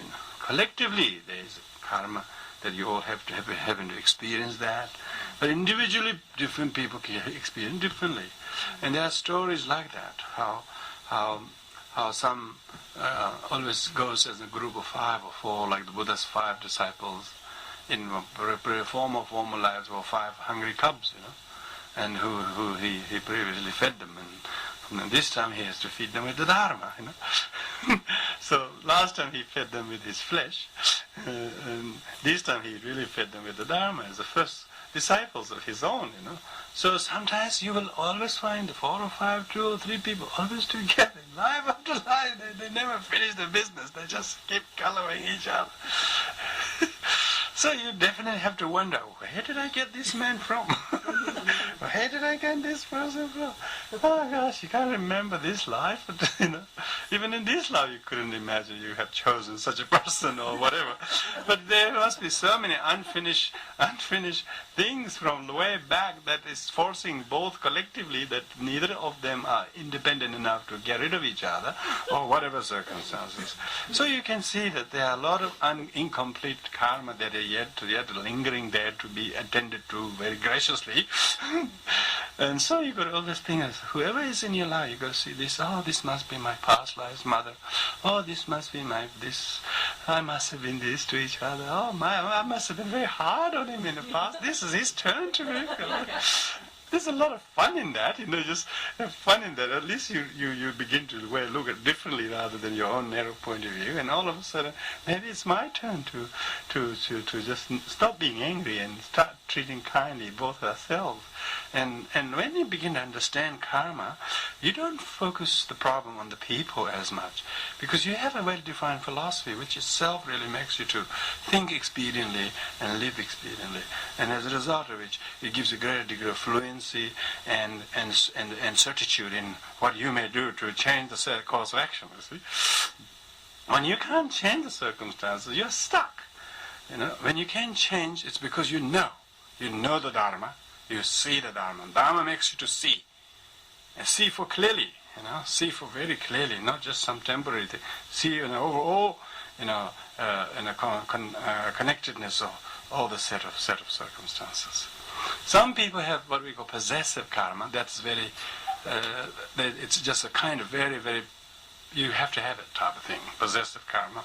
It's always that accompanies the person for certain traits or habits. The person actually carries possessive karma, but not necessarily they are beneficial to them. Because they have that, their karma, most of their difficulties or success comes through that, because they have that. Some people don't need that to go through those difficulties or to learn from that. They don't have to go through that. So everybody is different from that point of view. Unstable karma, completing karma and good intention we were talking before. Unstable karma is, some people have very, very, very sort of weak karma, like they have small weak karma to be born as a child of a mother or parent, but didn't really have long lifespan left, so they die very young when they're 2 or even 7 weeks, so like that, unstable karma. So both mother and the father and the child had the karma to suffer physically, but didn't really have karma that's stable enough to actually go through and grow and things like that. So there's sometimes like some people comes in your life so quickly and just disappear like that. There's a lot of stable kind of pardo-like karmas here. Don't know where to live for a while. It just comes along and then disappears. So lots of unstable karma. You just go there. That was a really brief period, but you never stay long. But yet you went there. And some unstable karma does bring us into some erroneous places or awkward places, but you quickly out of there without learning very much from that. That's what it looks like, very waste of time, it seems. Nevertheless, the unstable karma, though it is, when you go through an experience, it does complete those karmas. So we have to have the humility to an intention with which favors the certain karmic circumstances. When it does come to a completion, we have to let it go and not whinge and not carry again and again on about it. And when a person understands that, then he is actually able to exhaust completive karmas by exhausting and experiencing it, but not again resentfully carrying on and on about it, because good intention can stop even exhaustion of negative karma for good. And when we have negative intention, even when we experience good karma, even ripening good karma may not be completed because we made it harder by developing negative intention, and therefore experiencing good karma can be turned into bad karma by the wrong intention with what one uses it.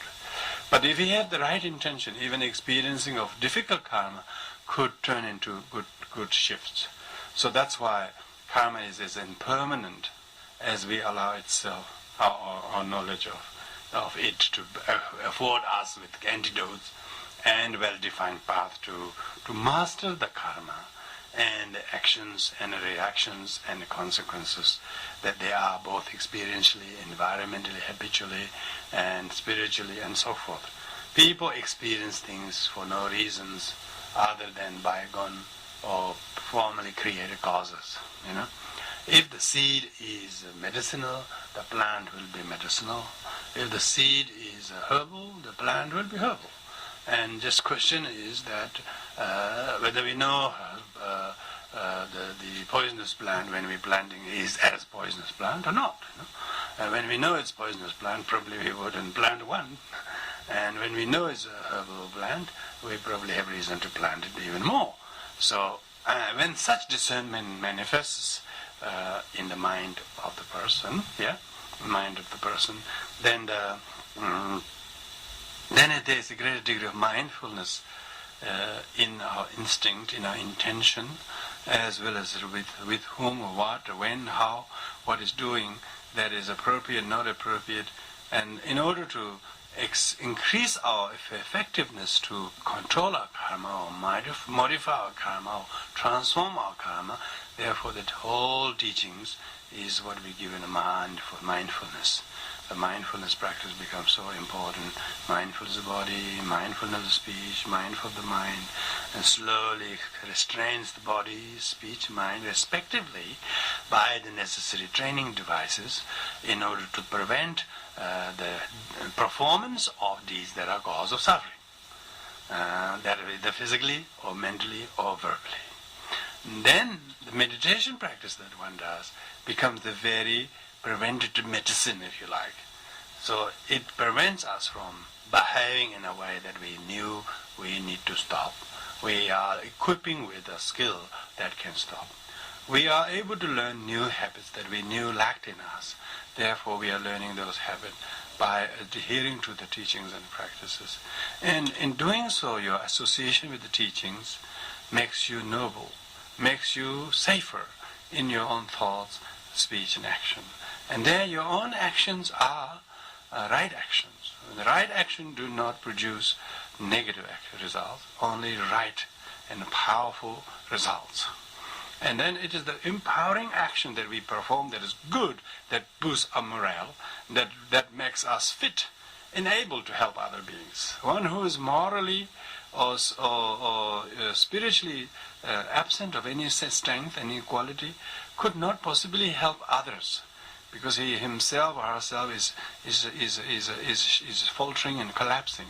So that's why mindfulness practice of it helps us to change our karma. And one who is under a lot of difficulty himself will be that much affected from being able to help anybody.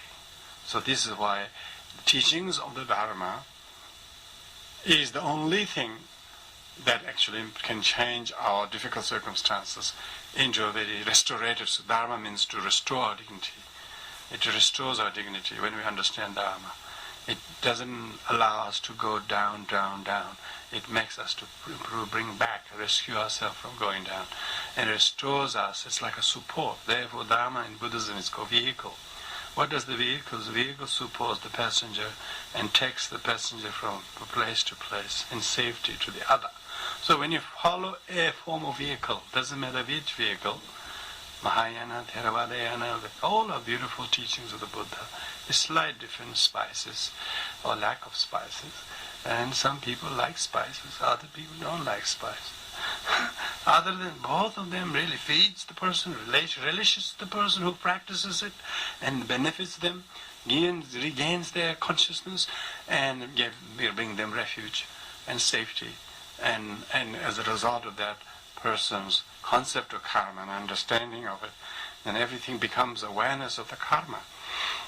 and without any judgment to yourself or others, you can see that just as numerous as there are sentient beings, there are that many types of karma created.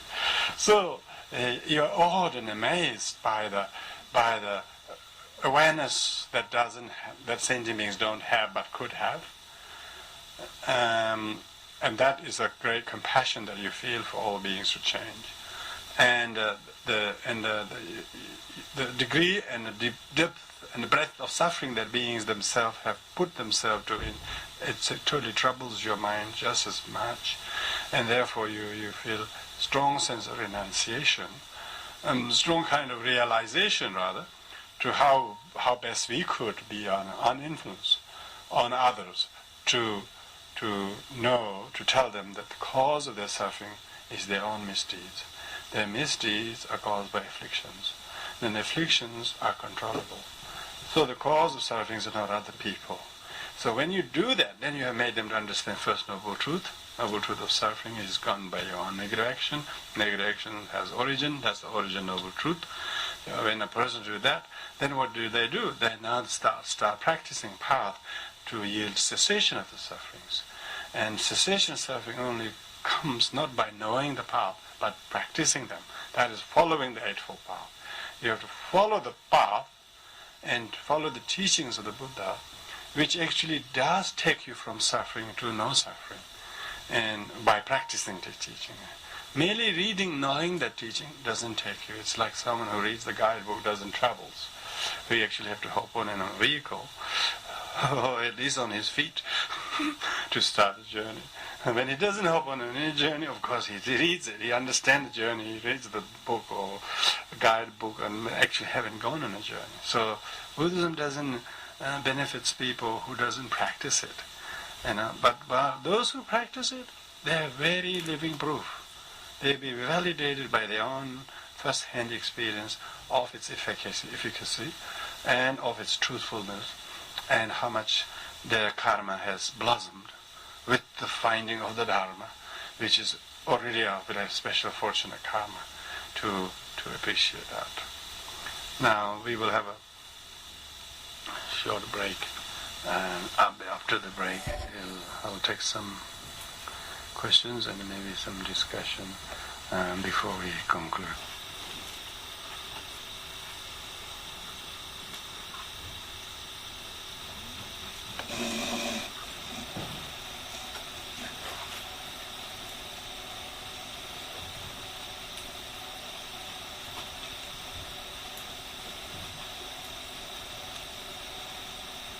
One question I might be a little left field. Yes? Is the Buddhist master born or created? I hope they are created. I don't think they are born, really. You could say that some are born to lead, but they have to learn, they have to practice, they have to train before they are. Even some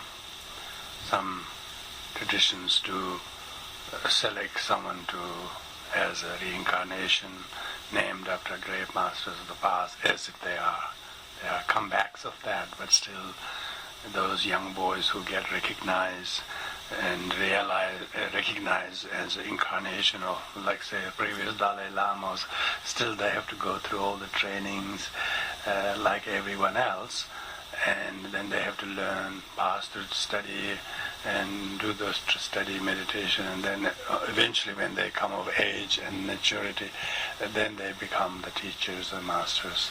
Until then they have to learn under another master.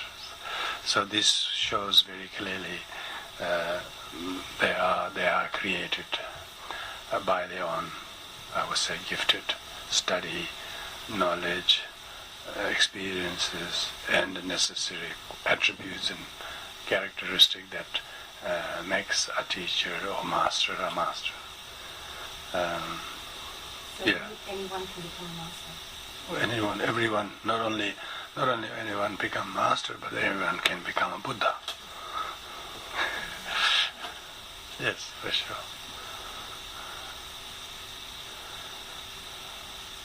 Rinpoche, how to overcome negative or bad karma? Is it possible? To overcome negative karma. Yes, definitely. The overcoming of negative karma. First of all, realize, as we have been talking, how the negative karma themselves are not some primarily existing thing. These are just conditioned. Like every pot is never primarily they were all made. Likewise, all the karmic negative karma of the person is only created by some situations. And one who knows how to identify those and does not add those ingredients in the kind of mix of their activities, then those karma will firstly be halted. Halting of the negative karma then makes the person to take the right action to purify the effects of the past karma through confession, purification practices, which I was referring to by applying the four power of reliance, power of faith, remorse, and a promise, and restoration. Karma, negative karma, the effect of which one knows we have to have right associate and those things, and the teachings, that which you rely on, that gives you a powerful remedy that you can use to restore your dignity and heal your karmic implications. And one must also do so with a strong regret, not a negative one, very positive regret, knowing that these are all changeable. And previously one created negative karma due to ignorance, carelessness, and disrespectfulness and excessive afflictions. Now that one knows how to reduce excessive afflictions, increase carefulness and awareness, therefore one knows the negative karmas are preventable. And so those that are not prevented but in the past and allowed to continue, you are regretfully confessing them. And then third one is you develop powerful resolution, promise to how to develop mindfulness, how to develop compassion, from doing those negative karma, and therefore make a promise, a vow to oneself in the presence of enlightened ones, and then take refuge and make an oath to oneself to not harm any sentient being, or by not doing those things. That's the third, is actual promise. The fourth is power restoration. One should restore one's dignity not only by confessing those negative karmas, but also knowing there are just as many positive karmic qualities we have, only if we access them. So therefore you restore your dignity by introducing to the basic goodness that we also have instincts to do. So one of the only characteristics of negative karma that is good is its confessability. And one who knows how to confess, what are the remedies to which to purify, and then even the Buddha, it is said in the Buddhist teachings, were not Buddha always.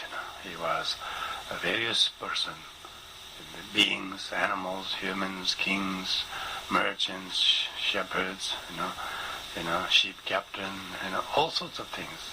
And he endeavored to work and then transform his karmic circumstances. Many lifetimes after did he become Prince Siddhartha, and when he was Prince Siddhartha, he was only Prince Siddhartha, he was not Buddha, and then he became enlightened. Likewise, there are many stories of how others who were previous negative karma were remedied by the prescribed teachings, and then freed themselves from the karmic circumstances, and then became enlightened. Yeah. The fact that Buddha gave the teachings after his enlightenment that is the medicine for sentient beings who are suffering from the illnesses of karma and affliction. In order for them to recover from the illnesses, did he left the teachings for beings to practice. So the teachings of the Dharma, study the knowledge, and most importantly, practice and application of that will allow everyone and anyone who have the good fortune to embrace the teaching to experience varying degrees of recovery, depending to their own ingenuity and diligence. question? Sorry, probably, this is probably a very naive question.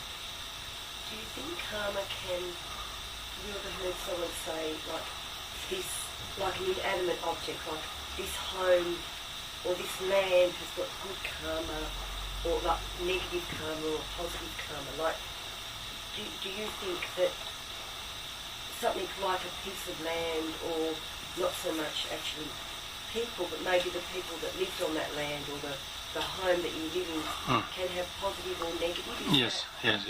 This is what I was saying, the location. There are location karmas. If a place where good things have happened by many people, that place becomes sanctified by its positive energies. Where the places there where have occurred lots of negative things, place become polluted by the negative energies. And so there are ways to purify, cleanse and clear those negative karmic, I would say, ambience can be cleared. But those places that are left to be negative tend to make many negative things happen time after time, because the kind of concentration of negative energy at that place still have the very defiled energy. People with a low, positive energy fall victim to negative places, negative circumstances, whereas a person who are exposed to holy places that are sanctified, by going to those holy places, even people with relatively negative karmic circumstances, by going to those holy places, performing special devotional purificatory practices can make them purified by going to holy lands. So that's definitely sure. This is why places like Bodh Gaya or Varanasi, we go on pilgrimage. Buddhists are encouraged to go on pilgrimage in order to sanctify ourselves by becoming exposed to that holy places. And likewise, there are places where murder has happened, where accident has happened, where negative things happen. Unless they are cleansed, they keep reoccurring, many things. And there are negative also time. We call 9/9 these days, Black Friday or whatever, so there are some cycle in time in low place that seem to get constricted by some negative energy created by resident and people, and their negativity was actually polluting even locations. So that's why there are a lot of cleansing rituals too. Some places, houses, people don't live harmoniously, always confused, always some things happen.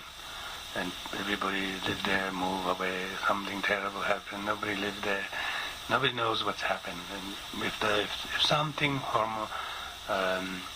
wholesome happens there to cleanse and appease the spirits that are not happy but there, then the place could be reclaimed in a very peaceful place. There's a lot of that. And Tibetan Buddhists believe that not only that, before you build anything on a new land, you should always do a ritual to appease the land spirits. Take the permission of theirs, at least tell them that you're going to do this, and and acknowledge them. And if you did that, then any negative energy that may be localized can be cleared. Yes.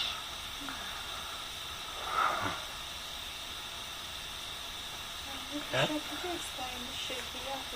Good, yes. I was going to do that. Any other questions? No, good. Now, we've been talking about what is negative karma that we should restrain, exercise restraint, and what are the positive karma we can arrange. And these are doable by the 7th point, by the 4 basic factors in executing karma. That's first is base, which means object. Second is the motivation. Fourth is application. Third is application. Fourth is completion. So in performing virtuous karma, or transforming neutral karma, or restraining negative karma, whichever you do, you always have to be conscientious about these 4 factors. So that's why we have on the back page how to first teach ourselves to transform neutral karma into positive karma, and then when you become able to transform neutral karma into negative karma, positive karma, then you're more likely to know what is positive and negative. For instance, transforming neutral karma means neutral karma consists of things we do without any conscientiousness. Yeah, opening the door, walking down the step, going to the shop, coming down the stairs, washing, or whatever. We do them and sometimes mostly we do them as a chore. We don't really necessarily have a great intent for it. We just do them for the sake of doing. Lots of karma is created neutrally without much positive effect, except hanging the clothes, except coming downstairs. So there was no greatly positive about it. But you can transform those karma with the right intention.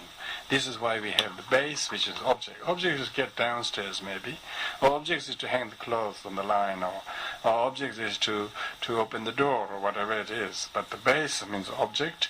Motivation is, what is usually the motivation? We don't usually check the motivation of hanging the clothes, except hanging the clothes.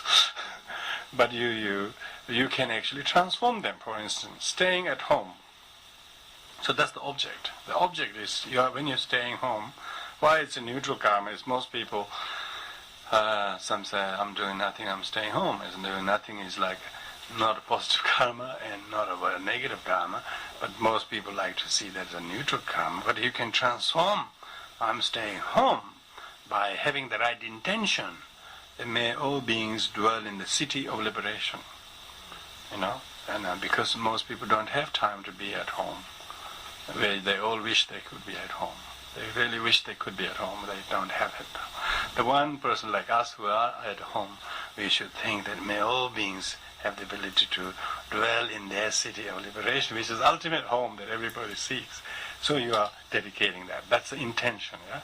So you are the home to which you are transforming this is the object, and the motivation is you're dedicating for sake all beings that they can also stay and rest relaxingly, not just ordinary home, but in an enlightened form. And your saying or doing it is the application, and then of course completion is that by doing that, then you are staying home very meaningfully. So you don't feel bored at staying home, you feel dull at home, or you don't feel that you're doing nothing type of thing, because you thought that. So that's the sitting. May all beings attend the diamond seat of meditation. So what do? You sit, but you develop an intention. So may that has become a purposeful sit. The sit that got enlightenment. Why is not sitting not possible to become a good cause when that intention is there? Buddha sat under a tree and became cause of his enlightenment. And we can also emulate that by dedicating our sitting. Likewise sleeping. May all beings attain the peaceful rest of clear light. The problem is many people go to sleep, but they don't rest in clear light. They toss and turn and they can't sleep. And they get up and they switch on the light and people can't sleep well. So you're actually praying, by you're going to sleep, may all beings also sleep well, which is very sleeping, and so on. So you can look at each of these. Why this called neutral karma is they're relatively neutral in the sense you do them anyway, without being very positive or without being very negative. It's some day-to-day you do this all the time. So it's an every day-to-day thing, which we say therefore neutral, neither good nor bad. Just do it. But if you have the intention with which, before you do each of them like this and say these thoughts in similar to these lines in your mind, they become transformed into neutral karma, into positive karma. Rising.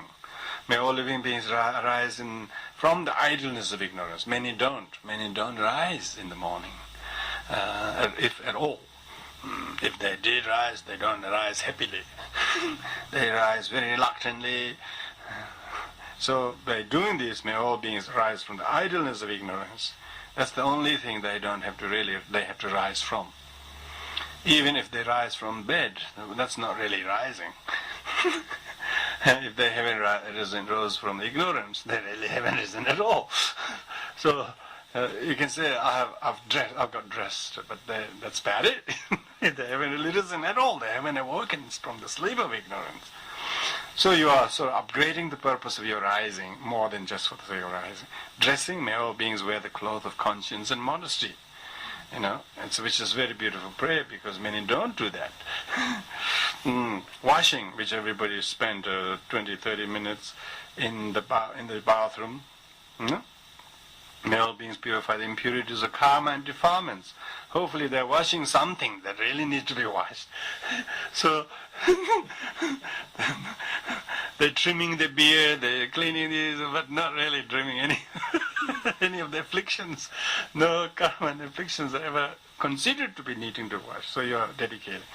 Eating, may all beings be sustained by food of wisdom. So that's like exactly the food grace. You say that. You say, may all beings be sustained by abundant food meditation. If you say that, then eating becomes a positive karma, and you tend to eat with moderately, happily, gracefully, and with gratitude, with compassion, and gratitude to those who produce and who made.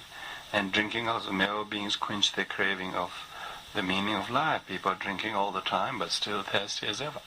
But you are wishing that every time you drink, you are able to wish them to quench the thirst of their life. Going out, may all beings depart from attachment of eternity, because attachment to gaining eternal heaven is a big problem in most religious kind of communities. They really want eternal peace, and that is that will make themselves stagnated there, but do very little benefit to others. So here, in Buddhist prayer, to say that may they depart from attachment to eternity, even if there is eternity. Walking, may all beings follow the footstep of the wise and kind. So when you walk kind, you wish you dedicate. Waiting, may all beings eventually find the virtuous guide to show the way. You're waiting for someone. Hopefully this time you meet someone who's good. Who are we waiting for? Sending, may all beings be aware of the good things they already have. That's sending. Receiving, may all beings be patient to destroy the sufferings of others. So receiving is, if you're receiving some abuse, if you're receiving anything, you be able to do that. Painting, may all beings be aware of each brush stroke of thoughts, because if you're painting, when the painter only, when he is aware of his brush stroke, then he gets a very nice painting. How often are we a good painter of life? So these are the various examples. Swimming, I'm sure you do a lot. Beings reach the shore, the shore of freedom that stops misery. May all beings work happily to benefit others. Same thing. This is a very big topic. Working at work, you should work very happily to benefit others. If you're just packing socks, you should think, may these socks make the guy happy. You send a little prayer with every sock that you pack, or you knit, or whatever. Meeting them more silly, working, thinking. May all beings know that their thoughts are merely empty. That's really good prayer. Lots of people produce suffering from thinking, and they do the neutral. If they knew their thought are empty, then they will not give a lot of credence to the thought. Entering, if you're entering to the house, may all beings enter the holy path of Dharma. It's very nice. Exiting, when you see it, may all beings be released from the prison of selfishness. You get out. Meeting, may all beings meet others to bring mutual benefit. Some meetings are terrible meetings. You just wish they were good meetings. You meet them, some meetings, if had that not meeting occurred, all the good wouldn't have come. Parting, may all beings sever their bonds of attachment and grasping. If we can part every single parting with that wish, that would be no difficult partings. Very good, very meaningful partings. Driving, may all beings ferry others across the ocean of suffering, and so on. Running, may all beings escape from the enemy within of defilements. Playing, may all beings realize that life is an illusory game. Throwing, may all beings discard their negative habits. Holding, may all beings hold the three gems as dear as their own lives. Because lots of people holding, but not with so wonderful things to hold on to. They're usually holding the wrong hands, the wrong objects, and only if their hands were free and free of holding those, they might be able to hold something good. And so shaking, may all beings disentangle themselves of negative environment. May all beings understand the message of spirit and honor writing. Sneezing, which is very good. May all beings not inhale the evil obstacles from without. As soon as you sneeze, we call bless you. Praising, may all beings perceive the good quality in simple things. Excreting, may all living beings relinquish the causes of the illness. Scrubbing, may all beings remove the stains of negative emotions, joyously. Listening, may all living beings hear the truth of the reality as it is. Speaking, may all beings expound the truth of wisdom eloquently. Climbing, may all beings ascend to the peak of enlightenment. Descending, may all beings rescue others who have fallen under the ground. Crying, may all beings cry for others and renounce egoism. Laughing, may all beings see the absurdity of suffering. Smiling, may all beings experience joy of being on the path, the correct path. So what is designed here to do is, person who understands karma knows that a lot of the time is spent doing neutral things. Not extremely wonderful or not extremely negative things. We're doing them as a chore every day. But one who understands karma knows that how much time is spent doing those things without significantly putting a lot of heart into them. So if one is able to understand that, then you can dedicate and transmute this karma. There's a special sutra Buddha mentioned that how one should transform their neutral karma into a positive karma. Once you know how to transform neutral karma into positive karma, you will have enough positive karma that you do at all times. Even when you're not doing positive karma, you are transforming the neutral ones into positive karma. So neutral are far more numerous, isn't it? Neutral are far more numerous. Because of that, your experience of transforming neutral karma will empower you to have a greater degree of positive karma. Positive karma means your mind is very filled with really positive thoughts, emotions, perceptions, and kind of realizations, by virtue of which then you are in a place in a very conducive environment, mental environment, to be apt to do good things, because you happen to be thinking positive. If people don't have enough positive things, because that means because they haven't transformed enough neutral ones, because to invent totally pure one right from the very beginning will be difficult, isn't it? So if you first start to train to transform neutral karma, just up the road you walk, just come downstairs from the upstairs, or open the door, or close the door, whatever you do, you always do so with the prayer. Even when you close the door, you do it gently, because you're saying the prayer in your mind. Even you open the door, you're doing it with very carefulness. As a result of which there's a lot of dignity and sacredness, and with which you do with everything. That's how you create ambience around you, or bless a place, People call bless my room. Bless.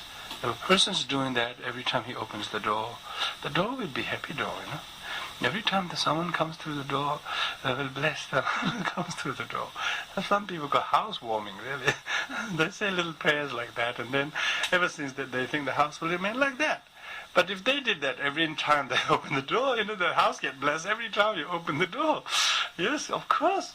No wonder everyone who comes through that door is happy, because the door is a happy door. It never get banged by anybody, and never get hit by everybody. It get gently open, gently close. Likewise, whatever you do, like even when you're washing, there's a lot of mindfulness. So this is an inducer of mindfulness. So in this way, one who is become aware to cultivate wholesome karma by transforming neutral karma, then his mind is really very positivized, conditioned to be positive. One who is relatively positive is less vulnerable to be negativized by things even from outside. You're not sort of easily offendable, for instance. You can't be agitated quickly, or you can't be provoked quickly, because your own stock of mind that is positive is like absence of aversion or anger and jealousy or hatred. The person who is really with that is much more positive energy. So therefore you will have a much more positive and patient tendency in your own habit. So that's the karma. Some people have the karma of not getting agitated. They're still just so happy, not to prove them wrong, but even somebody do silly things. They have this mountain of ocean of heart and mind. They just don't get agitated. They don't lose their temper, and yet they're not ignoring them. That kind of positive stock of merit comes from person's ability to accumulate from small things. Like the many drops of water fill the bucket. You've been transforming every little drops of neutral karma into positive. Then you have this huge bucket of wholesome karma, by virtue of which you are not going to be so vulnerable and offendable as you might otherwise be. You're not so jittery as you are. Then you are very positive, and as a result of that, you see everything with a fresh outlook. You never think of yesterday or the day before or whatever, because recently what you've been doing is just keeping your mind very, very refreshingly positive. And so therefore you're never in the past.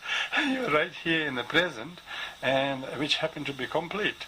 When you're adequately complete, your neuroses are not going to be agitatable or evoked very quickly. Some people, you can't disturb them.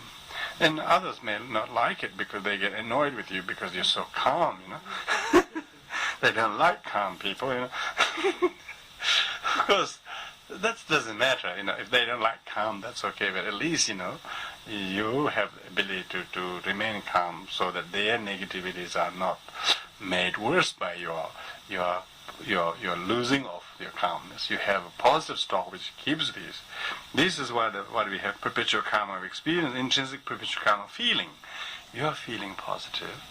When you're feeling positive, when you're in a positive mood, you just stay in that positive mood, And you are able to stay in that because you have already managed to create one. You are not frantically looking for positive things from outside to make you feel good.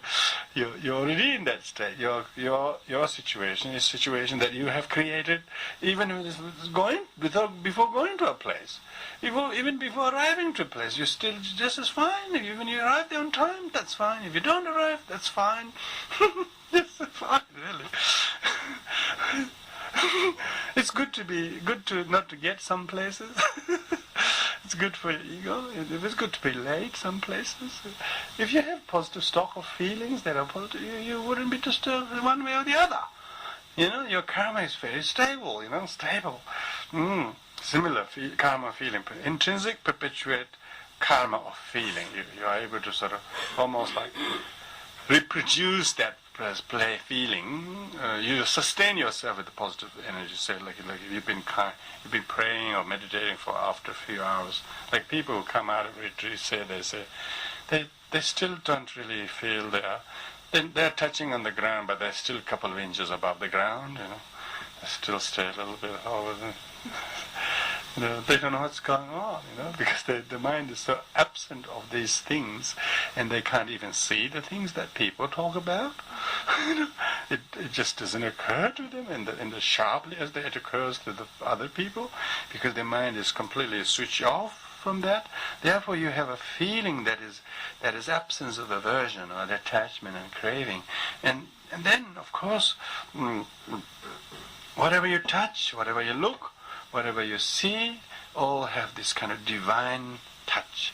Everything has kind of a stimulator of that positive energy that you have. So, whether you look at a form or you listen to a sound or whether you touch something, there is almost these various qualities, and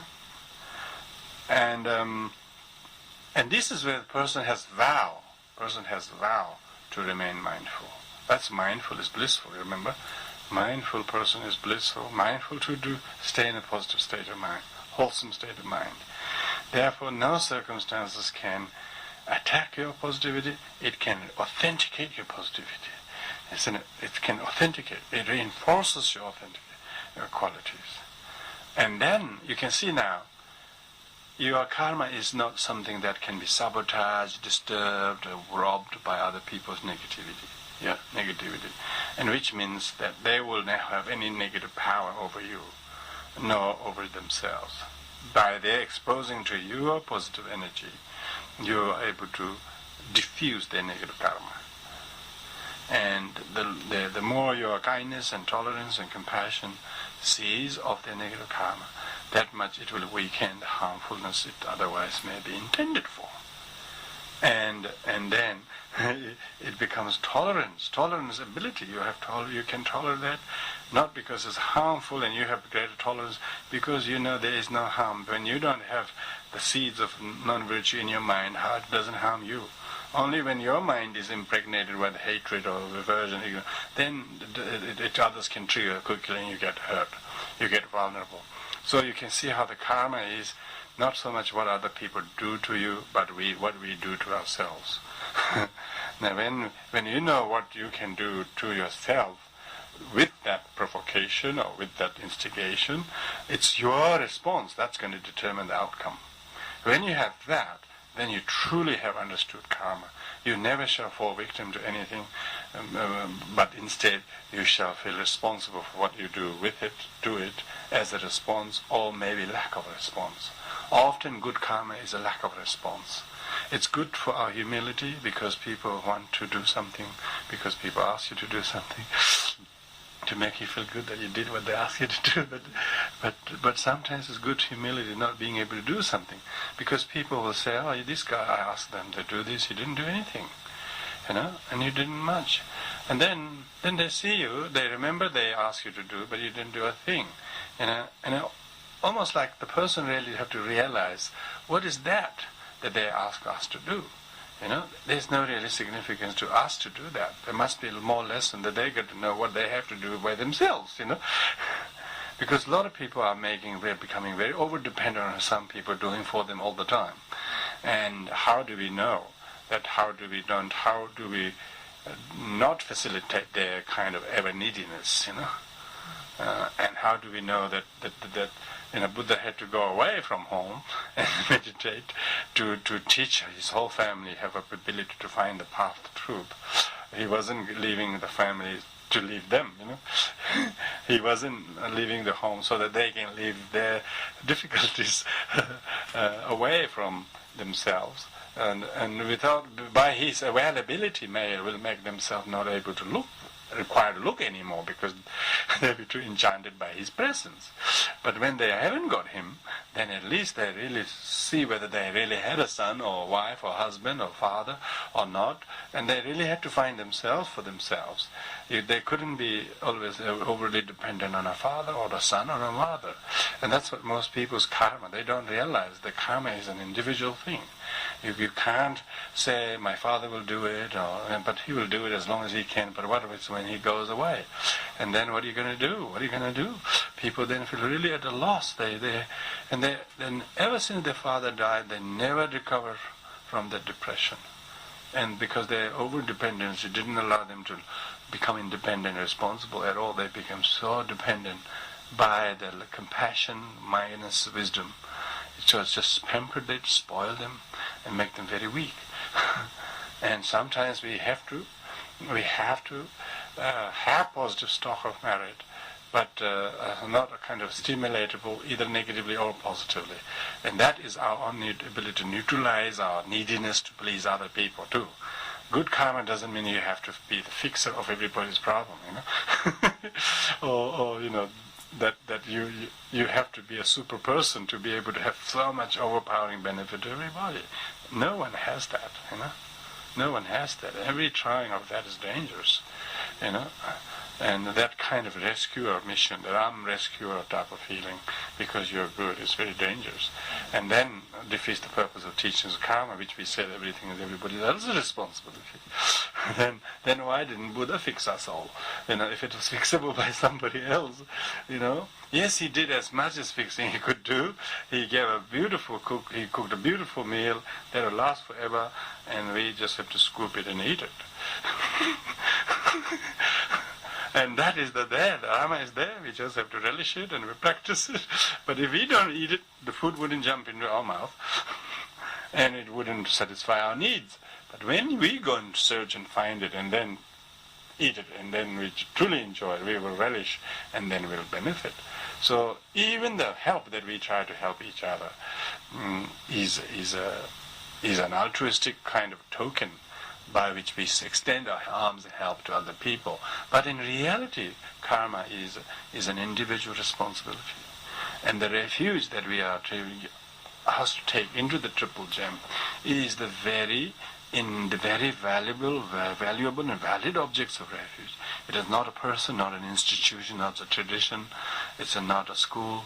It's not a culture you take refuge in. You will understand then, in spite of various culture and tradition, you will begin to see the distinctive flavor of Dharma is exactly the same. No matter how different cultures are, why they do, they can be appreciated in the sense how that culture survived till now to hold the teachings in the way they did. But they don't have to, there is no one culture that is fixed, correct to everyone. But the truth of the Dharma is one taste. Doesn't matter where you taste or heard in what language, from whom, what culture. When they're truly teaching the Dharma, it is distinctively clear, like the sound of the conch shell.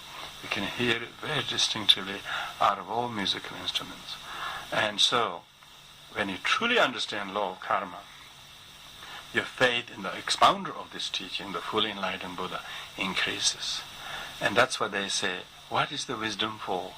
Wisdom is to know the truth. What is the truth? Truth of law of cause and effect, and if possible, emptiness of everything. But of course, first we don't introduce emptiness of everything. First we want to teach everything as a cause and effect. Average people should know cause and effect. We don't teach about emptiness very much. Average people need a cause and effect.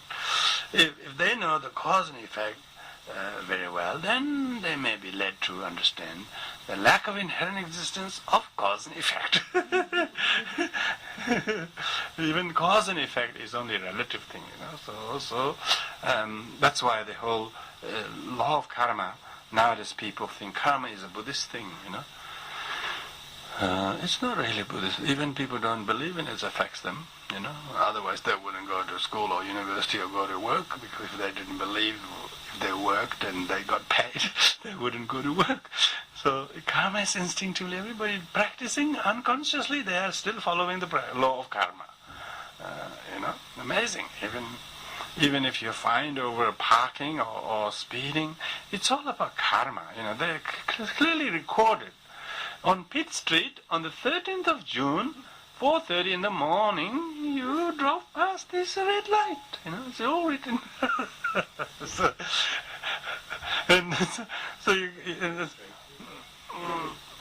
And of course, when you don't remember as clearly as the police does, it's very difficult to detect that what karma you might have created. When even in the neutral karma of driving is that difficult to detect. That difficult to detect what you might have done over the last month. It's very difficult. How much more difficult would it be to actually detect all our karma? From preventing the negative, practicing the virtue, and transforming the neutral, it will be very hard. So therefore we must learn to meditate and practice the mindfulness in everyday life. And then the mindfulness person will slowly begin to register this amazing sense of awareness and guidance and guardians. A sense of you have found a guardian in you. That guardian in you is really a Buddha that is in the making in your own mind. You can slowly emerging this new person out of you, who used to be angry over something, has reduced his anger dramatically. And he does so knowingly. He has reduced the pain in himself. He shortened the suffering and duration and the intensity. And therefore, you can see the person who understands that is able. Muni, ma, muni, because Buddha is a muni, means able. It enables us. When you understand Dharma, it makes an able person to know suffering for suffering and happiness for happiness. To know and able to create causes for happiness successfully, to reduce suffering and the causes of his suffering. That is the biggest talent there is. Person may have many educational degrees or have all these material things, but when his own emotions, when his karmic circumstances are happening, he's just completely lost and doesn't know what to do. and that person is indeed disabled, disabled. Muni means to become able to be sane, able to become sane. Otherwise, beings are intoxicated by the insanity of greed, hate, and ignorance. When their mind is deprived of these three afflictions, then they become able to see for what is cause of happiness for cause for happiness, what is cause for suffering for cause of suffering. There is no danger of them scapegoating non-cause of suffering as the cause of suffering, and so on. And because of that, the law of karma is the most scientific, most friendly to everyone who examines that with logic and reason. And even faith wouldn't match the reasoning power of karma that it evokes. Even your faith in the karma is not going to be sort of as useful as your wisdom discerning the workings of the karma. And there's a lot of humility maybe as a result of understanding karma. A lot of compassion in your mind towards the people and yourself that you weren't so easy to do. And as a result of that understanding law of karma lightens our mind and its weight that it's been carrying and weighed down so long. All of a sudden you can really lift your neck up and look straight. You don't look like a downtrodden person, but you look ahead and see what I'm going to experience over there by doing this. And so you're conscientious now for the benefit of future.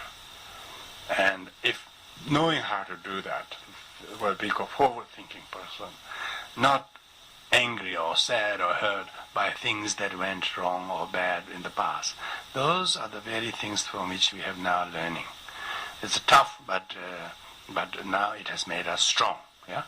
The strength that we find ourselves in not discouraging ourselves or punishing ourselves or blaming other people is definitely a sign and benefit of understanding karma. One who understands law of karma does restrain from doing few things.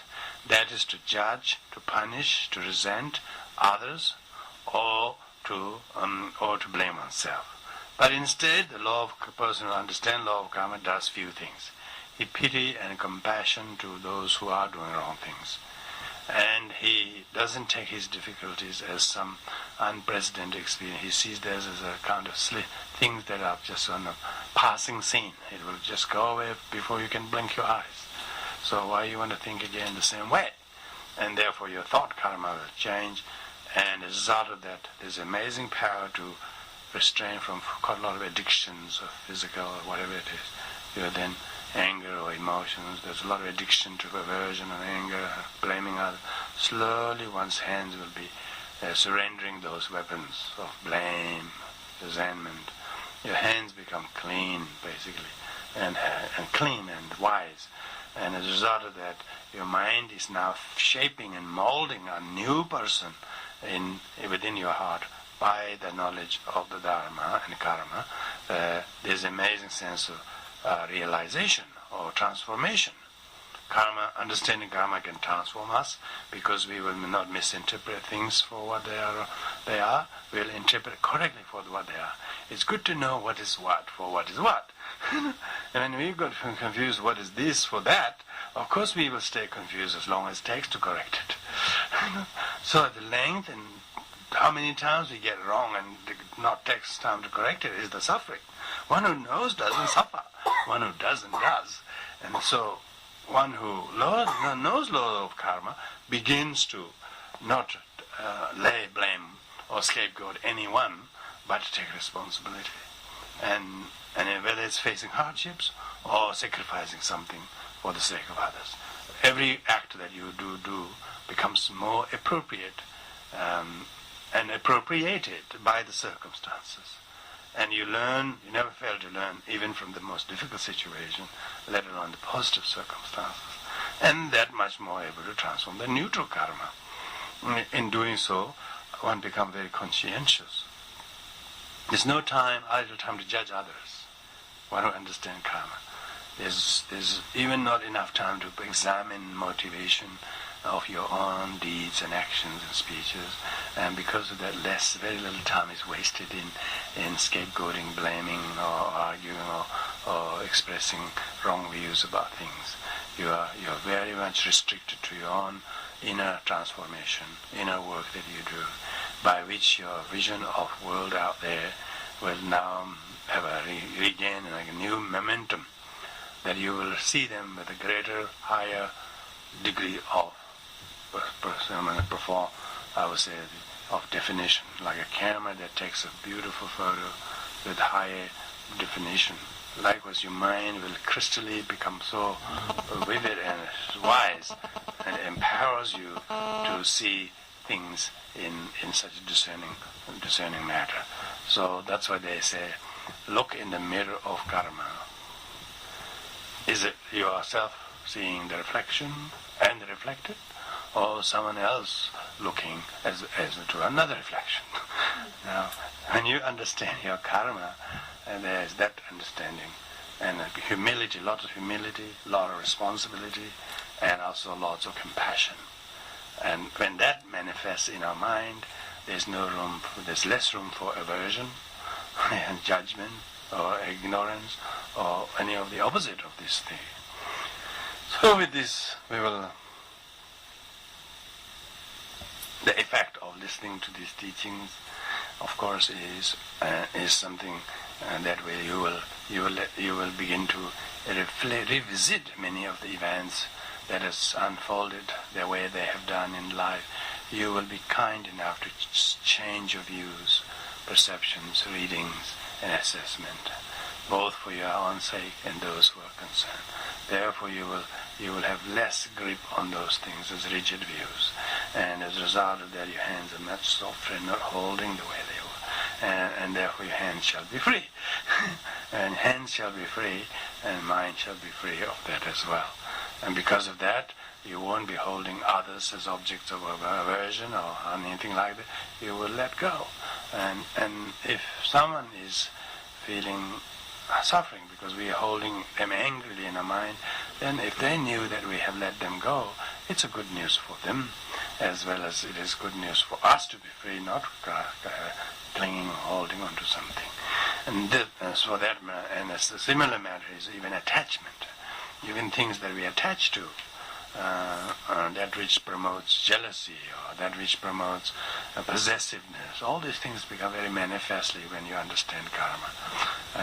And then you begin to step aside from the possessiveness and jealousy, and there's no problem really. The object is never a problem, it's our reading of it is, you know. And when you understand karma, the mirror of your karma will show what the mind is doing that you're seeing. You will never see something that is independent of what mind is doing. And therefore you know exactly how far you want to let it go or how soon you want to intercept. That interceptability of your mind is very powerful. It's a karma, it means change. Change is a very powerful, and particularly if the change is caused by your awareness and convictions, not by going to places or doing things with other people, but your own in your own head you went to places. in your own head you did rearrange few things. And that was a nice going. That was a nice departure. That was a nice departure. Did they actually leave the place? In other words, you go to many places for various things, but you never departed from the same attitude. And the knowledge became only intellectual, theoretical. Application of it was not happening at all. The one who does effective reflection on this kind, then actually they find there's a lot of shift and a lot of spaciousness in their head. And they feel really like light-hearted. They don't feel constricted, heavy, and just tense. There's none of that in the body language as well as in the facial expression of the one who understands law of karma. There's a lot of sort of, the teaching of Dharma is a simple guidance for your safety and benefit. It's not something to judge you or others or be cruel to you or others, and simply is a device to promote compassion, the exact opposite of cruelty and judgments. And because of that, the understanding of karma make us to see not the results so much to judge, but what must have the causes been to bring this result, and how often can anyone be aware enough to and apt enough to recognize the cause when it was only causal level, before it can go into the process of coming into fruition. How earlier one is able to intercept, that much help that you can prevent from suffering in the future or to others. Therefore, the early intervention, I call, early intervention of harm becoming harmful, and no help become harm, and help become no help, all of those dangers will be reduced by practicing the way of the enlightened ones. So this is why the time that you have given today and listening to these teachings, and these teachings are not original teachings of the person who you're hearing from. These are teaching from the sutras and the Tripitakas, in which they have been succinctly captured, not only theory type of being, but also stories, various avadanas, parables, stories, and quite a lot of the translations of sutras, discourses of the Buddha, such as Sutra of Wise and Foolish. If you read that, you will find so many revealing stories that teaches you to understand the karma. If you don't have enough stories about your life or lives around people, that can help you to reveal this. Thank you very much. That's all.